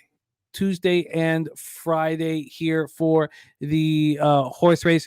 So we are just adding names right now. We are adding the names of Craig Wilkinson and Wally and Tori Coker. So those names are going to be added. As soon as they're added, Jose will jump on the screen here and roll with us and call the horse race. Pete gave his birthday pick, the best bet on the board birthday pick, and that was I didn't write it down, the birthday pick. Oh, yeah. LaSalle Davidson. Oh, it is the LaSalle under. Not LaSalle, a sexy game. Davidson under, and mine is the Avalanche, which I'm very, very, very high on. So we are just adding names here. Pete, it's nice to be back in action with you, my friend. Very, very nice to be back in action. And it looks like we have Jose joining us here right now for the gold member race. Jose, you going to jump on screen with us? Yes, give me a second. Okay, just probably putting a shirt on, covering those sweet tea tits. Thank you guys so much for rocking with us, and for all of you gold members here for Pub Sports Radio. Now I believe that's 55 horses. We're going for $100 here, and shout out to all of you guys in the chat: Philly Eagle Flyer, Nasty Nate, Razor Sharp Picks, Brent Cook, Troy Torrance, Twin City, Sly, Astute, Fanatical Jim, Eddie Mush. What a great, great group. Brent Cook, all of you guys, thank you for rocking with us. Don Play, Tori Coker, Saturated, Eldorado Custodian. It is time for the horse race, Jose, with the call. As you guys know, it begins with his neigh. He's got the perfect horse sound, and we will go off. So good luck to all. 2-minute horse race here for $100. $100 on the line. Jose, take it away. Of course, 56 people, 56 participants in here as well. Pete's going to get himself a horse here as well, and I can't wait. Very soon, Peter Loshak. But thanks, everyone, for joining. The best 2 minutes of sports begins now. The horse races are off in San Antonio. Boy, oh boy, can we not wait for these every day. And not $50 up for grabs today. Nay, $100 here today for the winner. So shout out to everyone in here. Kelly McInnes, Fat Wally, new member joining us with the 52 tag on there, looking nice. Tori Coker up the top of the screen, another new member. Nut Flush, Iron Eagle, Browns Hughes, Ronnie Crawford, Kelly, Drew B. Berkey in here as well. Randall Sheffield in here as well. Peter Loshak, do you have any thoughts on this horse race going on right now? No, not really. But one of the many impressions I used to do to entertain my friends in high school was an impression of the horse race announcers that we would watch the horse races on. This is bringing back memories. They'd be like Jeff Slater on the rail 4th, Director Cab Dabby Cab on the rail 5th, Joseph Thompson on the outside 3rd, Ricky Bobby on. Anyone who used to watch horse racing in the 80s in New York knows that's a fairly decent impression. It is. Ricky Bobby on the rail 4th, Fat Wally on the outside 5th. I need to keep hearing that, Pete. I don't know. We might have to hear some Peter Loshak race calling here for these last. Justin McElvey on the outside 6th, Billy Briz coming up on the rail 4th. It's a beautiful thing. We have the last 30 seconds here of the PSR Gold members runs. Chris Boggin in the league right now. Billy Brisbane trying to get $100 richer. Connor Mack joining in. The old Director 97. A staple, a dynasty in this, but the pack is thinning out. 10 seconds to go. LJ from H-Town. Connor, Coin, Saturated in the mix. Big Show Picks in the mix. K1 in the mix. Go Sub-Union. Go, you son of a bitch, Jose. Wow. Damn. That was close. Subhuman Gaucho, congratulations. $100. BT up for second. Jose Bouquet in third. Wow, Jose sniped at the wire. That's been a trend in the last few days. I've just been sniped at the wire recently. It's been heartbreaking. But so shout out to Subhuman Gaucho. Email us with your PayPal or Cash App at pubsportsradio@gmail.com. So shout out to you. Subhuman Gaucho, $100 richer. Congratulations there, Jose. Now we're in talks about giving something to last place. Last place. So let's do the Noctron, not Joey Harb, C-Mac in 20th, Berkey in 22nd, Crystal Craig in 23rd. There's Tori Coker in 24th, Shaber in 30th. Oh boy. The tension builds. Where's old Jimmy the Bag? Jimmy the Bag. 41st. Yeah, I was nowhere to be found in that one. Nufflush Allen's horse continuing to disappoint. Nasty Nate at 48. Jason, congratulations, Kelly. Oh, would have been Kelly. And Chris Boggin was up front, man. Wow, he really fell off there. Yeah, Chris Kelly, there you Boggin. go. So we will be discussing this last place prize because it's kind of fun doing that. But congratulations to Subhuman Gaucho, $100 richer. And thank you guys so much for supporting us here at Pub Sports Radio. Loshak in the Bag back in business here. Pete, any final words before you bless our action and we move on into the future? You know, as always, I come into these shows being like, man, this is going to be so much fun. And then at the end of the show, I was like, that was fun. But if the picks aren't winners, it's a different kind of fun. So hopefully the picks will be winners and we'll have all the kinds of fun that you can possibly have in betting shows in future upcoming shows. Hell yeah, Jimmy the Bag, because as long, all I have to do is just get out to a nice little positive cushion there, and then it's okay if I have some losing shows. Every show is fun in that way as well. So you got to hit the first picks you give out, then you have a positive record the whole time, and everything's good. So I hope that everyone had winning picks today. I hope it turns out well for everyone. Of course, I know Jimmy the Bag, you are betting like very important money on all this. So I hope you have another winning day. Very proud to be doing this show with everyone. I mean, it's just mind blowing. All the names in the comments section. There's like 20, 25 guys who are doing serious research, giving incredible analysis, incredible opinions, incredible thoughts chiming in. What a great show. I'm looking forward to next Tuesday, Jimmy the Bag already. Win, lose, or draw. I am as well. Thank you guys so much for supporting us. Let's get that cash. Leche. Hey, los